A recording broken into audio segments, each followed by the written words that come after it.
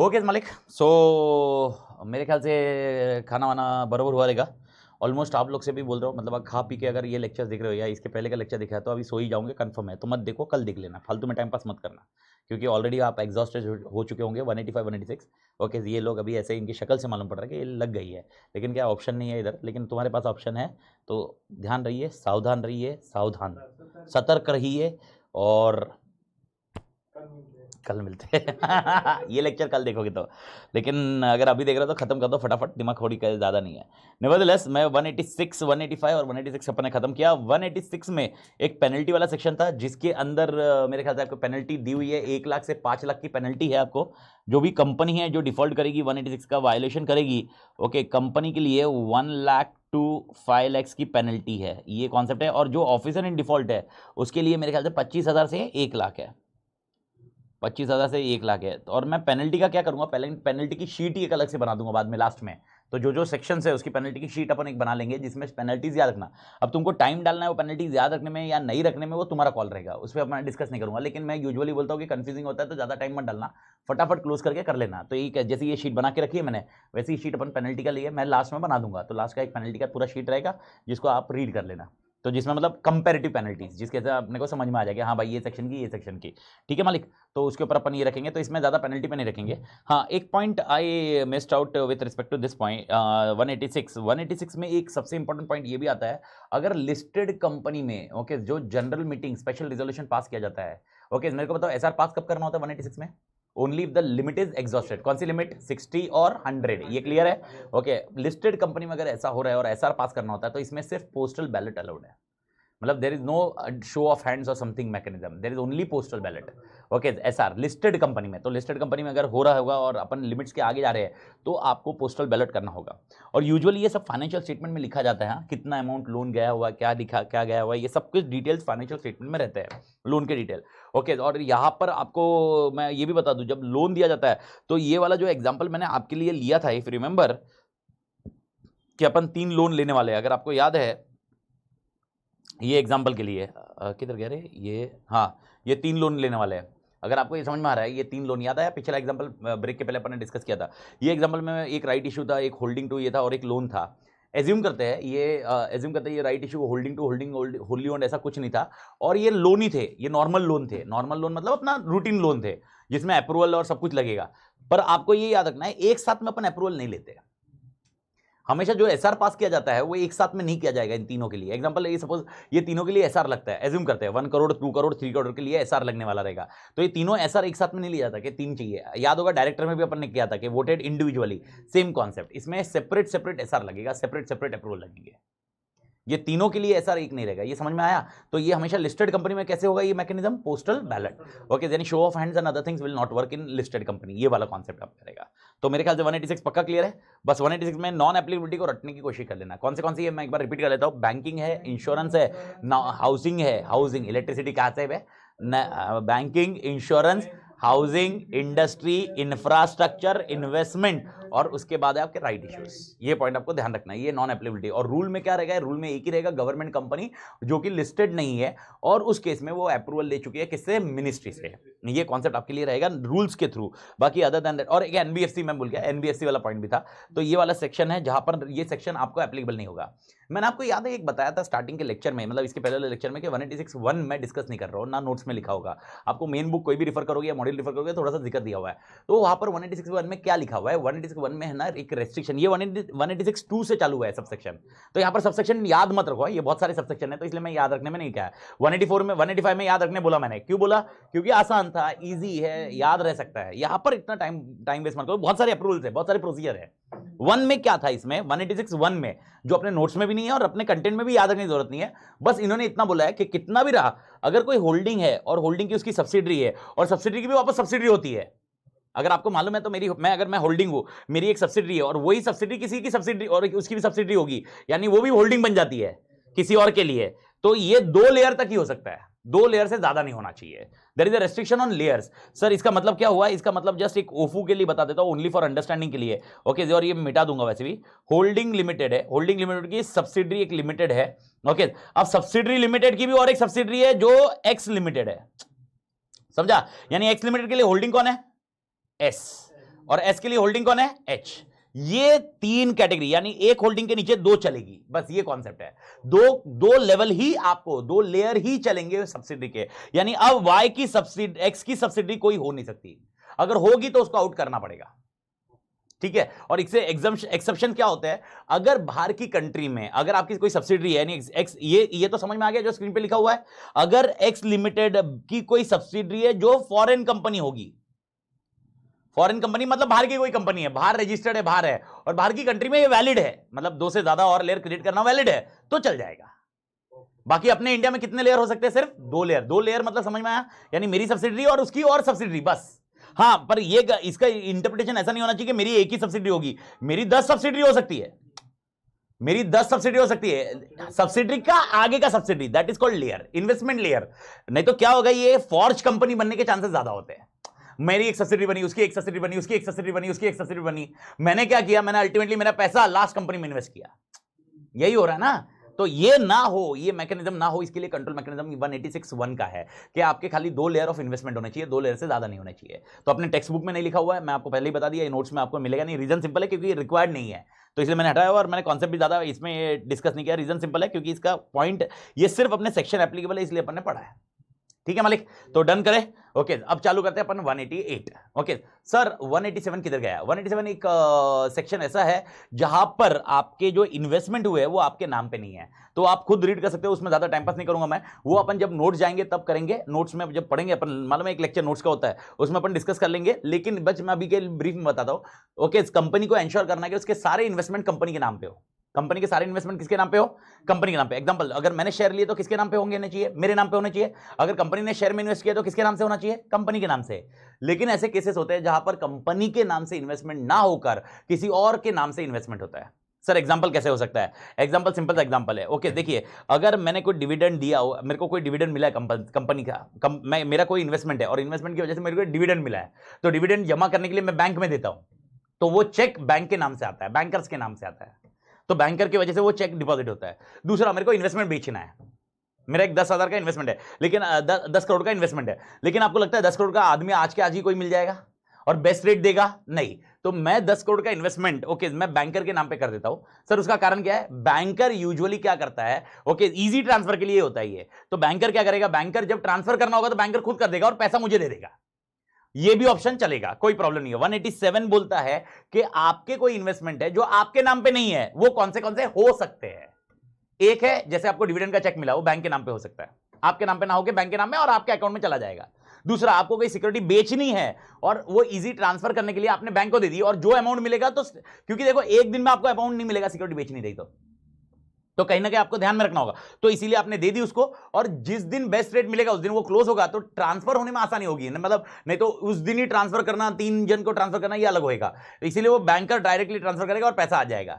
लेकिन अगर 6 महीने में सिक्योरिटी नहीं बिकती है, 6 महीने में सिक्योरिटी नहीं बिकती है, तो वापस आपने सिक्योरिटी अपने नाम पे करनी चाहिए और वापस वो प्रोसेस फॉलो करो भले, लेकिन 6 महीने में एक बार आपके नाम पे वो सिक्योरिटी आनी चाहिए, क्योंकि सिक्योरिटी किसका है? पैसा किसका है? अपना, कंपनी का, मतलब कंपनी का पैसा है, तो 6 महीने तक आप वो बैंकर के पास रख सकते हो।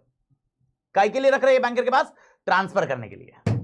तीसरा सिनेरियो, मॉर्गेज। मेरे ख्याल से आपको मालूम होगा, मॉर्गेज में अपन लोन अगेंस्ट इन्वेस्टमेंट लेते हैं, तो लोन अगेंस्ट इन्वेस्टमेंट लिया तो उस केस में आप ट्रांसफर ऑफ सिक्योरिटी भी कर सकते हो, ये भी ऑप्शन दिया हुआ है। सर ऐसा होता है क्या? सर अपने नाम पे ही रहता ना, अपने नाम पे रहता है, लेकिन अपने नाम पे रहा तो रेस्ट्रिक्शन लगाते कि सेल वेल नहीं करेंगे।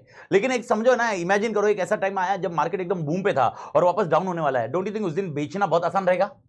क्योंकि एग्जांपल, अब अभी सोने का प्राइस क्या चल रहा है? 45-46 चल रहा है, जबकि एक पॉइंट पे टाइम पे 52 भी पहुंचा था। अब इमेजिन करो अगर सोना मैंने 52 था तब मैंने निकाल दिया, और 45 में जब हुआ वापस मैंने इन्वेस्ट किया, 7,000 को बैठे बैठे फायदा हो गया। अब इमेजिन करो 7,000 कितने ग्राम में, कितने इसमें हुआ? 10 ग्राम के लिए, 10 ग्राम के लॉजिक में। आप इमेजिन करो अगर मेरे पास, मतलब ऐसा है नहीं सोना, गरीब आदमी हूं मैं, ओके देखिए आप समझने की कोशिश करिए, प्रैक्टिकली समझिए, मतलब ऐसा आप कैलकुलेशन मत मारिए बिकॉज गलत है, गरीब आदमी है, सब सोना बेच के अभी 2 वक्त की रोटी निकाल रहा हूं मैं। कहीं ना कहीं ये क्या होता है, पब्लिक का इमेजिनेशन, इंटरप्रिटेशन ऐसा लगता है कि ये आपको, आप प्रैक्टिकली समझो। जैगुआर का जो पेट्रोल भरना रहता है, मैं पेट्रोल भर नहीं पा रहा हूं इसलिए जैगुआर चला नहीं रहा हूं मालिक। महिंद्रा क्यों चला रहा हूं मैं? महिंद्रा चलाने का कारण सिंपल है भाई, अरे पेट्रोल के पैसे नहीं है, डीजल के पैसे, मतलब आप इमेजिन करो 100 रुपए टच हो गया यार, क्या कैसा आदमी निकालेगा? पैसा तो निकलना चाहिए मालिक। और मतलब आप बोलोगे सर ये बैच वैच चल रहा है, क्या है बैच वैच? तो यार एक आप देखोगे तो कोई ऐसा बहुत भारी ठीक है यार, चल रही है, कट रही है जिंदगी यार, क्या है, अपन कुछ कर ऐसा कुछ कर नहीं सकते। आप प्रैक्टिकली समझ रहे हो मेरी बात ना। तो मेरे पास हाँ देखो यही मैं बोल रहा हूँ, ये इंटरप्रिटेशन आपका, वही मैं बोल रहा हूँ, ये आपका परसेप्शन चेंज करना बहुत जरूरी है। ओके यश बोल रहे हैं मेरे को ऐसा खनकेंगे तो सोना गिरेगा, ऐसा नहीं है भाई, गरीब आदमी, मैं वो बता रहा हूँ। तो मेरे एग्जाम्पल को सिर्फ आपने एग्जाम्पल के लिए लेना है। ओके एक्चुअली इसको लेना नहीं है। ओके बट ऐसा है कि अगर इमेजिन करो 1 किलो सोना रहा, तो 1 किलो सोना रहा और आपने सोचो, आप खाली कैलकुलेशन मारो, 10 ग्राम में आपने सिर्फ 7,000 कमा लिए, 1 किलो में क्या तोड़ निकालते आप, मतलब कहीं ना कहीं 7-8 लाख के करीब आप यार बैठे बैठे निकाल लेते हैं। तो बैंक भी तो ये चाहेगी मेरा इन्वेस्टमेंट है। ओके जिस दिन पीक हो, अभी मैंने मॉर्गेज ले लिया है, तो भाई बैंक क्या करता है, बैंकर के साथ ट्रांजैक्शंस होते हैं, बैंकर आसानी से लेता है, तो बैंकर के नाम पे कर दिया, बैंकर को लगता है बेचना है और उसके अगले दिन बाद में परचेस करना है, वैसे कर लेते हैं। तो इसीलिए बैंकर के इसमें कर सकते हो, इस केस में कर सकते हो, मॉर्गेज के केस में। और चौथा केस है, शायद मेरे ख्याल से आपको मालूम होगा, डिपॉजिटरीज होते हैं आज के डेट में, NSDL एंड अदर थिंग्स। तो जब पहली बार ये होता है परचेस करते हैं, अगर मैं परचेस करता हूं तो डायरेक्टली मेरे नाम पे नहीं होता, वो डिपॉजिटरी के नाम पे होता है। तो डिपॉजिटरी के नाम पे 2 से 3 दिन तक वो टाइम पीरियड रहता है, जब तक मेरा सेटलमेंट नहीं होता, उसके बाद वो मेरे नाम पे ट्रांसफर किया जाता है। तो वो 3 दिन के लिए इन्वेस्टमेंट उनके नाम पे चलेगा। तो 4 केसेस इन्होंने दिए कि investment can be held in other name other than company, बाकी केसेस में नहीं। तो 4 नेम में कॉन्सेप्ट समझ में आ गया, ये नोट्स में जाओगे तब देख लोगे, और नोट्स में भी देखोगे तो हो जाएगा ये, पर कॉन्सेप्ट ये रहेगा 187 का। ये 187 सेक्शन है, कौन सा है 187, रजिस्टर जहां पर इन्वेस्टमेंट ऑफ कंपनी उनके नाम पे नहीं है, investment of company is not there in which name, companies name. तो 4 केसेस में मैंने आपको बता दिया, बैंकर के पास चेक गया है, डिपॉजिट विद बैंकर। दूसरा सिनारियो आपका है जहां पर आपको ट्रांसफर करना है, लेकिन कितना महीना दिया है सेकंड में, 6 महीना। तीसरा मॉर्गेज रखा हुआ है, और चौथा केस में आपको मैंने दिया है डिपॉजिटरी के पास पैसा है, डिपॉजिटरी के पास इन्वेस्टमेंट आया है, NSDL जैसा है, उनके पास इन्वेस्टमेंट आया, उनके नाम पे रहेगा, 2-3 दिन के बाद जब पेमेंट सेटल होगा उसके बाद होगा। वो आपको शायद मालूम होगा T+2 डेज होता है, ट्रेडिंग प्लस वो उतने टाइम पे वो रहता है। तो उस केस में ये कॉन्सेप्ट दिया हुआ है, मेरे ख्याल से मालिक क्लियर है। हाँ ये समझ में आया। ओके ये रजिस्टर इंस्पेक्शन हो सकता है, नहीं हो सकता है, आंसर इज यस, कोई प्रॉब्लम नहीं है, मेंबर कर सकते हैं इंस्पेक्शन। मेंबर खाली कौन सा इंस्पेक्शन नहीं कर सकते थे, अगर याद है बोर्ड मीटिंग का रजिस्टर, बोर्ड मीटिंग का क्या डिस्कशन हुआ, लेकिन ये रजिस्टर सब अभी जो रजिस्टर डिस्कस करे सब मेंबर इंस्पेक्ट कर सकते हैं, कोई प्रॉब्लम नहीं, even debenture holder also, but outsider can not. ये जो लोन इन्वेस्टमेंट के रजिस्टर है ना, ये सिर्फ कौन देख सकता है, मेंबर एंड डिबेंचर होल्डर, बाकी और आउटसाइडर इसमें इंटरफेयर नहीं करेगा। मेरे ख्याल से क्लियर मालिक। ओके तो 187 भी मैंने एक्चुअली बता दिया, मैं तो पढ़ते वक्त था पर मैंने पूरा आंसर ही बता दिया, वैसे क्लोज ही कर दिया है। तो 187 के कितने पॉइंट्स आपके लिए पास रहेंगे, 4। और वो रजिस्टर किधर होना चाहिए, तो उसका नंबर दिया हुआ है, नंबर को मैं बाद में लास्ट में एकदम ये चैप्टर खत्म होने के बाद, मतलब कल आपको मैं बता दूंगा MBP1, MBP2, MBP3, MBP4 ये कौन से फॉर्म कौन से याद है ना, DIR2 DIR12, वैसे इसमें MBP होगा, मीटिंग्स एंड ओके बोर्ड के पावर्स, ये कॉन्सेप्ट है। तो MBP 1, 2, 3, 4 ये कंसेप्ट में अपने को डिफाइन किया जाएगा, मेरे ख्याल से मालिक क्लियर। तो ये अपन देखेंगे इसमें कौन सा फॉर्म लगता है, क्या लगता है, पर एक साथ में लास्ट में देखेंगे, अभी हेडेक नहीं करते इस पे। ओके तो 187 अपना खत्म हो गया। तो क्या क्या मेरे को सेक्शन नंबर बता दो फटाफट, 173, 174, 175, 176 पेंडिंग है अपना, 177, 178 बाद में करेंगे, मतलब पेंडिंग में ही गया वो अपना, 179, 180, 181, 182, 183। ओके 184 अपन कल करेंगे, 185 गया, 186 गया, 187 गया, अभी कर रहे हैं 188 खत्म होने के बाद 184 करेंगे, 188, 184 और 189 ये 3 साथ में करेंगे। तो आपकी खत्म हो जाए, फिर उसके बाद पहले वाले सेक्शन जो है वो वाला खत्म करेंगे मालिक, क्लियर। तो 188 क्या बोलता है, रिलेटेड पार्टी ट्रांजैक्शन। सबसे पहले दिमाग में क्लियरली बिठा लो, क्या सर, पहले दिमाग में बिठा लो, अगर आर्म लेंथ ट्रांजैक्शन है 188 लाओ ही मत, किसी के साथ भी होने दो।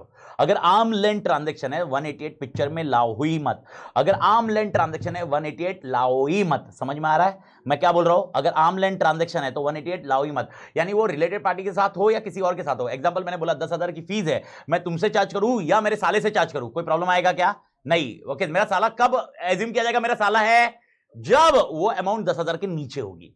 देखो अगर मैं डिस्काउंट तुम्हें दे रहा हूं 10,000 की जगह तुम्हें 5,000 में दे रहा हूं और तुम मेरे कोई रिलेटेड नहीं हो, तो भी डाउट नहीं करेंगे, मेंबर्स को कोई प्रॉब्लम नहीं है, क्योंकि ये कहीं ना कहीं सेल का प्रमोशन का कॉन्सेप्ट है। लेकिन मैं अपने साले को 5,000 में दूंगा, आपको नहीं लगता कहीं ना कहीं मेंबर बोलेंगे तेरा साला इसलिए तूने दिया हुआ है, ये कंसेप्ट आया, that is what we need to understand section 188 ऐसे कॉन्सेप्ट या ऐसे मैकेनिज्म को आएगा। एंड आप लॉजिकली समझो यार, अगर मैं एक कंपनी में बोर्ड ऑफ डायरेक्टर हूं, मेरे ख्याल से एटलीस्ट इतने तो अपन एक्सपर्टाइज है सीए फाइनल में आने के बाद कि कॉर्पोरेट कल्चर कैसे होता है। अगर मैं एक कंपनी में बोर्ड ऑफ डायरेक्टर हूं और दूसरी कंपनी में बोर्ड ऑफ डायरेक्टर हूं और मुझे मालूम पड़ रहा है जो दूसरी कंपनी वहां पर मेरा होल्ड ज्यादा है, तो मैं कहीं ना कहीं ट्रांजैक्शन ये दोनों कंपनी के बीच में करने की कोशिश करूंगा। या एग्जांपल, अभी एक कंपनी लेते हैं, एक एक्स कंपनी लेते हैं जो अपने इसमें है, जिसमें मैं mister A board of director में है, और मेरे को मालूम है मेरा भाई सुमित ओके वो कंप्यूटर में डील करता है। अब मेरे को बताओ अपनी कंपनी को कंप्यूटर परचेस करना है, तो मैं क्या करूंगा, किसके साथ डील क्लोज करने की कोशिश करूंगा, मैं प्रेफरेंस किसको दूंगा, यही तो पॉइंट है, इसीलिए आता है। अब अगर सुमित से जो परचेस किया जा रहा है वो जो एग्जैक्टली मुझे बाहर से ही मिलता था उतने में ही मिला है, यानी एग्जांपल इससे लैपटॉप लू 50,000 में, वो बाहर भी मेरे को 50,000 में ही मिलता था, तो ये सेक्शन 188 का लॉजिक करो ही मत, नहीं समझ में आया। लेकिन अगर सुमित से ये लैपटॉप 60,000 में मिला है, अगर मैं कहीं दूसरी जगह से लेता 50,000 में खरीद मिल जाता, तो ये 60,000 दिया है, इसीलिए 188 को अट्रैक्ट किया जा रहा है। मेरे ख्याल से समझ में आया। इसी तरह सेल्स का ले लो एग्जाम्पल, अपन जो मैन्युफैक्चरिंग कर रहे हैं, अपनी कंपनी जो मैन्युफैक्चरिंग कर रही है, ये रॉ मटेरियल है सुमित की कंपनी के लिए, अपन जो अपना जो फिनिश गुड्स है वो सुमित की कंपनी के लिए क्या है, रॉ मटेरियल। सुमित मतलब मेरा भाई, उसके लिए क्या है, रॉ मटेरियल है। अब थोड़ा प्रैक्टिकली समझो, मैं क्या करूंगा, मैं कंपनी की डील किसके साथ क्लोज करने की कोशिश करूंगा, या सुमित को मैं क्या डील दिलाने की कोशिश करूंगा, बेस्ट डील दिलाने की कोशिश करूंगा, इसी कंपनी में से क्लोज करूंगा। और मेरे को बताओ अगर 25 रुपए में उसको बाहर से रॉ मटेरियल मिल रहा होगा सुमित को, मैं कोशिश क्या करूंगा 20 में मिले, अपने एंड से 20 में मिले, तो कंपनी को नुकसान हुआ ना, क्योंकि अगर कंपनी ये बाहर बेचती तो कितने में बेचती थी, 25 में, लेकिन अभी सुमित को कितने में दे रही है, 20, यहां पर आया, इसीलिए रिलेटेड पार्टी ट्रांजैक्शन। अगर ये भी कंपनी 25 में ही देती थी, जो जिसका एमआरपी है वही दे रही है, मेरे को बता फिर सेक्शन 188 डिस्कस करोगे, पहले दिमाग में ब्लाइंडली बिठा लो 188 comes into picture only if this transaction is not A arm length transaction. If the transaction is an arm length transaction, proviso of 188(1) is clearly mentioning, proviso of 188(1) is clearly mentioning, don't apply this section. Proviso of 188 subsection 1 is clearly mentioning, don't apply this section. मेरे ख्याल से मालिक clear, freeze करें। तो अब यहां पर अपन जब देखेंगे तो 6 चीजें देखेंगे, स्क्रीन पे ध्यान दीजिए सब लोग। तो स्क्रीन पे ध्यान देने के लिए लॉजिकली ध्यान रखिए, ओके 6 चीजें क्या होगी मालिक, 6 चीजें अपने पास क्या करनी है ये सेक्शन के अंदर। सबसे पहले हम लोग समझेंगे रिलेटेड पार्टी कौन है, रिलेटेड पार्टी कौन है, यहां पर ये इधर आ नहीं रखा है मेरा मां कसम, रिलेटेड पार्टी कौन है। उसके बाद हम देखेंगे रिलेटेड पार्टी ट्रांजैक्शन क्या है। सबसे पहले आपको याद रखना होगा, रटना होगा रिलेटेड पार्टी कौन कौन है सेक्शन के हिसाब से। दूसरा होगा उनके ट्रांजैक्शन कौन से कवर है। तीसरा ओके मेरे को बताइए क्या ये प्रोहिबिटिव सेक्शन है, नहीं, प्रोहिबिटिव कौन सा था 185, वो भी लोन्स के लिए था, ट्रांजैक्शन के लिए कोई प्रोहिबिटिव नहीं है, तो 188 is not a prohibitive, it is a procedural. Please do understand, 188 is not a prohibitive, it is a do the transaction. Are we saying no to transaction, no, but follow the procedure. So third is saying what are the approvals required, which are the approvals which are required for such kind of transaction. Fourth is other procedures, यानी approvals के अलावा भी और कुछ procedure चाहिए। Okay मेरे ख्याल से I don't know how many of you may remember, मेरे को याद करके बताओगे, रिकॉल करोगे, 2 मिनट थोड़ा फास्ट करो पर 2 मिनट बोल रहा हूं पर फास्ट करो।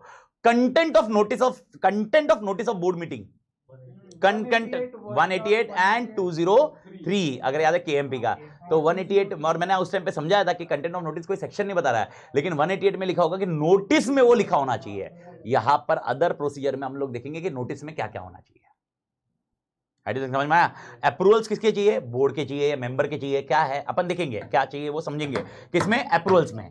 उसके बाद प्रोसीजर में क्या देखेंगे, नोटिस में क्या क्या लिखा होना चाहिए। आई डोंट थिंक समझ में आ रहा है। और उसके बाद अपने पास आएगा एग्जम्पशन। एग्जम्पशन मतलब 188 एप्लीकेबल किसको किसको नहीं है, या कौन से transaction out of the purview है, कौन से transaction out of the purview है, ये अपने को अच्छे से समझना होगा। एग्जम्पशन की लिस्ट होगी, एक एग्जम्पशन कैटेगरी होगी, वो ध्यान में रखेंगे। And last concept is penalties. Penalties क्या होगा, इसमें पेनल्टीज रटनी होगी, अमाउंट से ज्यादा इसमें क्या क्या आउटकम होगा। Okay one of the outcome आप लोग ही बता सकते हो डायरेक्टली। अगर मैंने ये कॉन्ट्रावेंशन किया सेक्शन का 188 में, मेरे को बताओ 188 का कॉन्ट्रावेंशन मतलब क्या है, 188 का कॉन्ट्रावेंशन मतलब क्या है। ओके मैं ही बता देता हूं, जाने दो, तुमसे पूछो तो मैं कहता हूं 188 का कॉन्ट्रावेंशन किया मतलब क्या है। ओके डिस्क्वालिफिकेशन 164 याद है, 164 में क्या था, 188 का कॉन्ट्रावेंशन। और मेरे को बताओ उसमें क्या था, याद करने की कोशिश करो, 164 रिकॉल करो। 164 में ऐसा लिखा था 188 का कॉन्ट्रावेंशन हुआ तो कितने साल तक नहीं बनेगा, 5 साल। वो 164 ने नहीं बोला, 188 बोलता है। तो एक तो आंसर आपके पास पेनल्टी आ गई। अगर ये सेक्शन का कॉन्ट्रावेंशन हुआ तो जिस डायरेक्टर ने कॉन्ट्रावेंशन किया है उसको कितने साल तक डायरेक्टर नहीं बन सकता, 5 साल। वो सेक्शन नहीं बोलता, ये सेक्शन 188 बोलता है। 188 बोलता है कि भाई अगर तूने कॉन्ट्रावेंशन किया तो कितने साल तक तू डायरेक्टर नहीं बनेगा, 5 ईयर्स तक। आई डू थिंक तुमको समझ में आ रहा है मैं क्या बड़बड़ कर रहा हूं, ठीक है। तो अभी अपने को टोटल कितने आंसर याद रखने हैं यहाँ पर, 6। मेरे ख्याल से ये ध्यान में रहेगा। तो 6 कैटेगरी में अपन पूरा स्ट्रक्चर ध्यान में रखेंगे। स्क्रीन पे एक बार थोड़ा सा ध्यान दे दो, लेफ्ट साइड में एकदम टॉप मोस्ट लेफ्ट साइड में देखोगे तो आपको दिखेगा, मैं शॉर्ट फॉर्म यूज कर रहा हूं थोड़ा सा अभी, क्योंकि यहां पर बहुत सारे नाम है, तो शॉर्ट फॉर्म यूज करके अपन इसको क्लोज कर सकते हैं। डायरेक्टर को मैं डी यूज करूंगा, मैनेजर को एम यूज करूंगा, रिलेटिव को आर यूज करूंगा। तो जब भी मैं डी लिख रहा हूं मतलब कौन, डायरेक्टर, ओके, एम लिख रहा हूं मतलब मैनेजर, और आर मतलब रिलेटिव। और जो मैनेजर है, मैनेजर याद रखना, मैनेजर वर्ड यूज इसलिए कर रहा हूं क्योंकि वो डायरेक्टर नहीं है। अगर डायरेक्टर होता तो वो मैनेजिंग डायरेक्टर होता था, अगर डायरेक्टर होता तो वो कौन होता था, मैनेजिंग डायरेक्टर। यहां पर मैनेजर की बात कर रहे हैं, तो the person who is not A director. Okay, तो लेट अंडरस्टैंड, रटने की कोशिश करो और अच्छे से समझो। एक पॉइंट इसमें समझा दूंगा अच्छे से, ओके, बाकी सब इसमें रटने की कोशिश करो। रिलेटेड पार्टी कौन कौन है, स्क्रीन पे सबका ध्यान है। सबसे पहले ये लोग बोलते हैं रिलेटेड पार्टी में डी और आर आता है, मतलब कौन, डायरेक्टर और उसके रिलेटिव। यहां पर होल्डिंग कंपनी का कुछ लगाओ मत, याद है मैंने बताया था, यहां पर सिर्फ director and relative, director of holding company नहीं आएगा। याद आया कि डायरेक्टर ऑफ होल्डिंग कंपनी अपने किधर देखा, 185 प्रोहिबिटिव सेक्शन, यहां पर डायरेक्टर एंड डायरेक्टर का रिलेटिव। दूसरा नाम आप याद रखना, एंड दैट इज केएमपी और रिलेटिव। केएमपी का फुल फॉर्म की मैनेजरियल पर्सनल। अभी आप बोलोगे की मैनेजरियल पर्सनल में कौन आता है, तो सेक्शन 203 देखेंगे तब अपन देखेंगे, 202 203 में जाएंगे तब देखेंगे अपन केएमपी में कौन कौन आते हैं। यूजुअली मैं आपको बता दूं, केएमपी में जो आपके मैनेजिंग डायरेक्टर्स है, होल टाइम डायरेक्टर्स है, कंपनी सेक्रेटरी है, सीएफओ है, सीईओ है, ये कैटेगरी वाले लोग केएमपी में आते हैं, जिनकी वजह से पूरा बिजनेस स्ट्रक्चर रहता है। तो वो भी हमारे लिए क्या हो गए, रिलेटेड पार्टी। मैं वापस बोल रहा हूं, क्या डेफिनेशन पढ़ रहे हो, फटाफट समझो शुरू। हम लोग डेफिनेशन पढ़ रहे हैं, रिलेटेड पार्टी कौन माना जाएगा, यानी 188 के ट्रांजैक्शन इनके साथ हुए तो 188 आएगा। ओके, और वापस बोल रहा हूं, 188 कब आएगा, जब अगर ये ट्रांजैक्शन आर्म लेंथ पे है तो ये डिस्कशन करने का ही नहीं, भले वो रिलेटेड हो या नॉट रिलेटेड हो। अरे मेरे साले को अगर मैं 10,000 में बेच रहा हूं तो क्यों दिमाग खराब कर रहे हो, लेकिन मेरे साले को अगर मैं कम में बेच रहा हूं तब डिस्कशन आएगा, तब डिस्कशन आएगा। भेजे में गया मालिक, तो मेरे को बताओ रिलेटेड पार्टी कौन कौन है। सेक्शन 188 के हिसाब से रिलेटेड पार्टी कौन कौन है, डायरेक्टर उसका रिलेटिव, केएमपी उसका रिलेटिव, मेरे ख्याल से ज्यादा क्लियर है। उसके बाद आपका आता है फर्म। फर्म मतलब कौन सी फर्म, पार्टनरशिप फर्म, जिसके अंदर आपका डायरेक्टर और मैनेजर और रिलेटिव इज पार्टनर। कौन कौन पार्टनर हो सकते हैं, डायरेक्टर, रिलेटिव, डायरेक्टर या डायरेक्टर के रिलेटिव, या मैनेजर या उसके रिलेटिव, कोई भी पार्टनर है वो फर्म को, फर्म रिलेटेड पार्टी है। वापस है, please please make it sure, okay, आपने जो सुबह पढ़ा और अभी जो पढ़ रहे हो दोनों क्लियर रहे। सुबह ना प्रोहिबिशन पे थे आप, नहीं करने का, नहीं करने का। यहां पर मैं नहीं करने की बात नहीं कर रहा हूं, ट्रांजैक्शन है, यानी क्या पार्टनरशिप फर्म के साथ ट्रांजैक्शन हो सकता है, आंसर इज यस। क्या पार्टनरशिप फर्म के साथ परचेज सेल्स हो सकते हैं, यस, लेकिन प्रोसीजर फॉलो करोगे। मेरे ख्याल से क्लियर है मालिक, इस चीज पे क्लियर रहिए, ये कंफ्यूजिंग पॉइंट होता है, बिकॉज बहुत बार क्या होता है आपके दिमाग में आ गया सीधा प्रोहिबिट, नहीं है ना, 188 है मतलब रिलेटेड पार्टी ट्रांजैक्शन करने का नहीं। मैं किधर बोला नहीं करने का, मैं बोल रहा हूं करने का। इसके साथ कर सकते हैं, फर्म के साथ कर सकते हैं, लेकिन फर्म के साथ करते वक्त अपने अप्रूवल लेने के। और कौन सी फर्म के साथ, जिसमें अपना डायरेक्टर पार्टनर है, या अपना मैनेजर पार्टनर है, या मेरे डायरेक्टर या मैनेजर के रिलेटिव पार्टनर है, उस फर्म के साथ जब भी ट्रांजैक्शन करोगे तो पूछ लेने का। किससे पूछने का, वो अपन बाद में देखेंगे, अपन किससे पूछेंगे वो बाद में देखेंगे। भारत माता की जय, समझ में आया, ओके। लेकिन make it sure, arm length price है तो पूछ, किसी को कुछ 188 रिलेटेड पार्टी ट्रांजैक्शन हो सकता है, लेकिन 188 में कवर नहीं है, 188 एप्लीकेबल नहीं है, 188 एप्लीकेबल नहीं है। रिलेटेड पार्टी ट्रांजैक्शन ही होगा ना, रिलेटेड पार्टी है ना वो, लेकिन 188 कवर नहीं करेगा।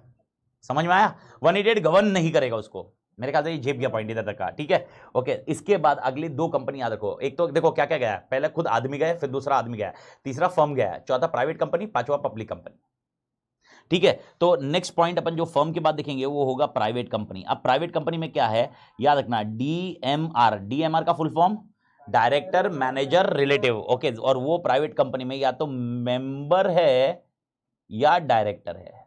क्या समझ में आया, ओके, मेंबर और डायरेक्टर। अब मेंबर और डायरेक्टर कौन है वो प्राइवेट कंपनी में, हमारे डीएमआर। डीएमआर मतलब डायरेक्टर मैनेजर रिलेटिव, रिलेटिव मतलब डायरेक्टर के भी रिलेटिव, मैनेजर के भी रिलेटिव, याद रखियो, खाली डायरेक्टर रिलेटिव का कॉन्सेप्ट मत रखना। तो यहां पर अगर कोई प्राइवेट कंपनी है उनके साथ ट्रांजेक्शन हो रहा है, वापस है, कंफ्यूज मत करना, लोन वोन में घुसना मत। मेरे पास फीडबैक सबसे ज्यादा ये होता है कि 185 दिमाग में चलते रहता है, 185 को भूल जाओ, वाइप ऑफ करो, ये समथिंग सेपरेट सेक्शंस है।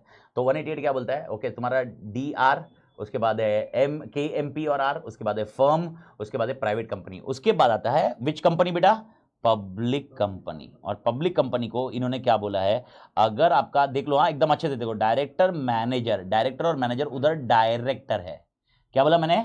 डायरेक्टर मैनेजर, उधर डायरेक्टर है, एंड और नहीं, एंड डायरेक्टर मैनेजर और relative they holds more than 2% of voting rights. Paid up share capital अगर आपका 2% से ज्यादा है, प्लीज अंडरस्टैंड मैं क्या बोल रहा हूं, एंड है लेकिन साथ में एंड है तो ही रिलेटेड पार्टी होगा। खाली आपका वोटिंग राइट्स उधर है या आपका पेड अप शेयर कैपिटल है और आप उधर उस कंपनी में ना डायरेक्टर है ना कुछ है, तो वो कंपनी हमारे लिए रिलेटेड पार्टी नहीं है। ये एंड इसलिए एंड पे हाईएस्ट किया मैंने, मालिक समझ में आया? ओके, मेरे ख्याल से समझ में आ गया। उसके बाद अगला पॉइंट मैं देखो वो दो वे से लिखता हूं, बॉडी कॉर्पोरेट जो किसी और बॉडी कॉर्पोरेट का सुनता है वो भी मेरे लिए रिलेटेड पार्टी है, और बॉडी कॉर्पोरेट मैं किसी का सुनता हूं वो भी मेरे लिए रिलेटेड पार्टी है। सी अंडरस्टैंड मैं रिलेटेड पार्टी का डिस्कशन कैसे कर रहा हूं, प्लीज अंडरस्टैंड। ओके, अब इसको अच्छे से समझिए बिकॉज ये बहुत बड़ा कंफ्यूजन पॉइंट है। लेट अंडरस्टैंड एक्स लिमिटेड और Y limited, please understand. Okay, X limited और Y limited. Okay, X limited listen to Y limited. Okay, यानी आप समझो लिसन क्यों कर रहे हो उसके लिए अपन क्वेश्चन नहीं करेंगे, ये मैंने आपको समझा दिया पिछले वाले इसमें। क्यों सुन रहा है वो अपन डिस्कशन नहीं करेंगे, सुन रहा है बस। अब सुनने का कारण क्या उस पर डिस्कशन मत करो, पर मैं क्या बोल रहा हूं, एक्स लिमिटेड के लिए, एक्स लिमिटेड की जब रिलेटेड पार्टी की लिस्ट बनाई जाएगी उस रिलेटेड पार्टी में वाई लिमिटेड रिलेटेड पार्टी होगा। समझ में आया? एक्स लिमिटेड की जब लिस्ट बनाई गई रिलेटेड पार्टी में तब वाई लिमिटेड रिलेटेड पार्टी होगा, क्योंकि उसके हिसाब से वो किसी और का सुन रहा है इसलिए वो रिलेटेड पार्टी है। जिसका वो सुन रहा है वो रिलेटेड पार्टी है, जिसका वो सुन रहा है वो रिलेटेड पार्टी है। उसी तरह वाई लिमिटेड की भी तो रिलेटेड पार्टी की लिस्ट बनेगी। समझ में आया? और वो जब वाई लिमिटेड की रिलेटेड पार्टी की लिस्ट बनेगी उस टाइम पे उसकी लिस्ट में एक्स लिमिटेड होगा, क्योंकि जो तेरे हिसाब से सुन रहा है वो भी रिलेटेड पार्टी है। समझ में आया? तो ये दोनों कॉन्सेप्ट समझिए क्या, ये दोनों कॉन्सेप्ट क्या है? एक बॉडी कॉर्पोरेट मतलब ये बॉडी कॉर्पोरेट किसी और को बोल रहा है कि वो अपने हिसाब से चल रहा है, या मैं किसी और के हिसाब से चल रहा हूं, तो कान खुले। मैं क्या बोल रहा हूं, सुनो। मैं एज ए कंपनी समझता हूं, मैं एक्स लिमिटेड हूं, मैं किसी के हिसाब से चलता हूं वो भी रिलेटेड पार्टी है मेरे लिए। मैं किसी को बोलता हूं और वो कंपनी मेरे हिसाब से चलती है वो भी रिलेटेड पार्टी है मेरे लिए। तो मेरे लिए रिलेटेड पार्टी दो तरीके से होंगी। ये समझ में आ गया? ये क्योंकि ये बहुत बड़े कंफ्यूजन में जाता है। तो अगर मैं किसी की सुनता हूं तो भी मेरे लिए रिलेटेड पार्टी है, और मैं किसी को बोलता हूं और वो सुनता है तो वो भी रिलेटेड पार्टी मेरे लिए रहेगा। तो इनके ट्रांजैक्शन 188 के थ्रू कवर करे जाएंगे। Transaction, loan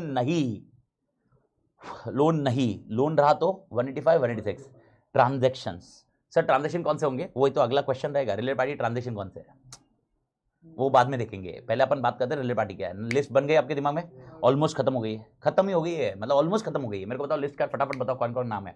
director relative, KMP relative, firm जिसके अंदर ये तीनों पार्टनर है। ओके, उसके बाद है प्राइवेट कंपनी जिसके अंदर डायरेक्टर मैनेजर रिलेटिव डायरेक्टर है। ओके, और उसके बाद पब्लिक कंपनी जिसके अंदर डायरेक्टर और मैनेजर डायरेक्टर है, एंड डायरेक्टर मैनेजर रिलेटिव मिलके 2% से ज्यादा होल्डिंग कर रहा है। एंड लास्ट कॉन्सेप्ट आता है कोई मेरा सुन रहा है और मैं किसी का सुन रहा हूं।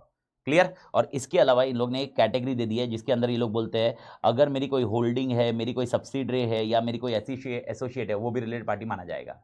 होल्डिंग, सब्सिडरी, एसोसिएट या सब्सिडरी ऑफ होल्डिंग कंपनी, ये समझा क्या?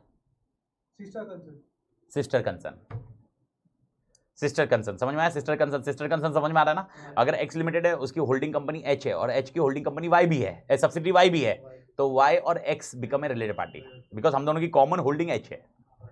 क्लियर? और ये सब्सिडरी की होल्डिंग करनी है। और इसके बाद बोला है इन्वेस्टिंग कंपनी, इनके साथ में इन्वेस्टिंग कंपनी, जो इन्वेस्टिंग कंपनी मतलब कौन सी कंपनी? जिनका मेनली इन्वेस्टमेंट का बिजनेस है और वे इन्वेस्टमेंट कर रहे हैं, तो होल्डिंग कैटेगरी जैसा ही, लेकिन उनका मेनली काम क्या है? इन्वेस्टमेंट करने का। तो ये तीनों पॉइंट भी हमारे लिए कौन होगा? रिलेटेड पार्टी, जिनका इन्वेस्टमेंट काम है। उसको मैं थोड़ी देर के बाद समझाऊंगा इन्वेस्टिंग कंपनी को जब एग्जांपल आ जाएगा, लेकिन मैं एक यहां पर क्लैरिफाई कर दूं। ओके, डिपार्टमेंट ने क्लैरिफाई किया है, क्लियरली क्लैरिफाई किया है, प्राइवेट कंपनी के लिए ये तीनों रिलेटेड पार्टी नहीं है।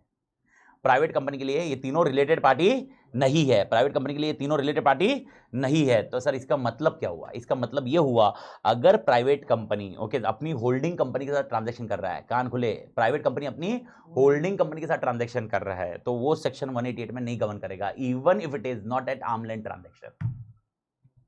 फॉर प्राइवेट कंपनी होल्डिंग निकल गई है, सब्सिडी निकल गई है, एसोसिएट निकल गई है, सब्सिडी ऑफ होल्डिंग निकल गई है।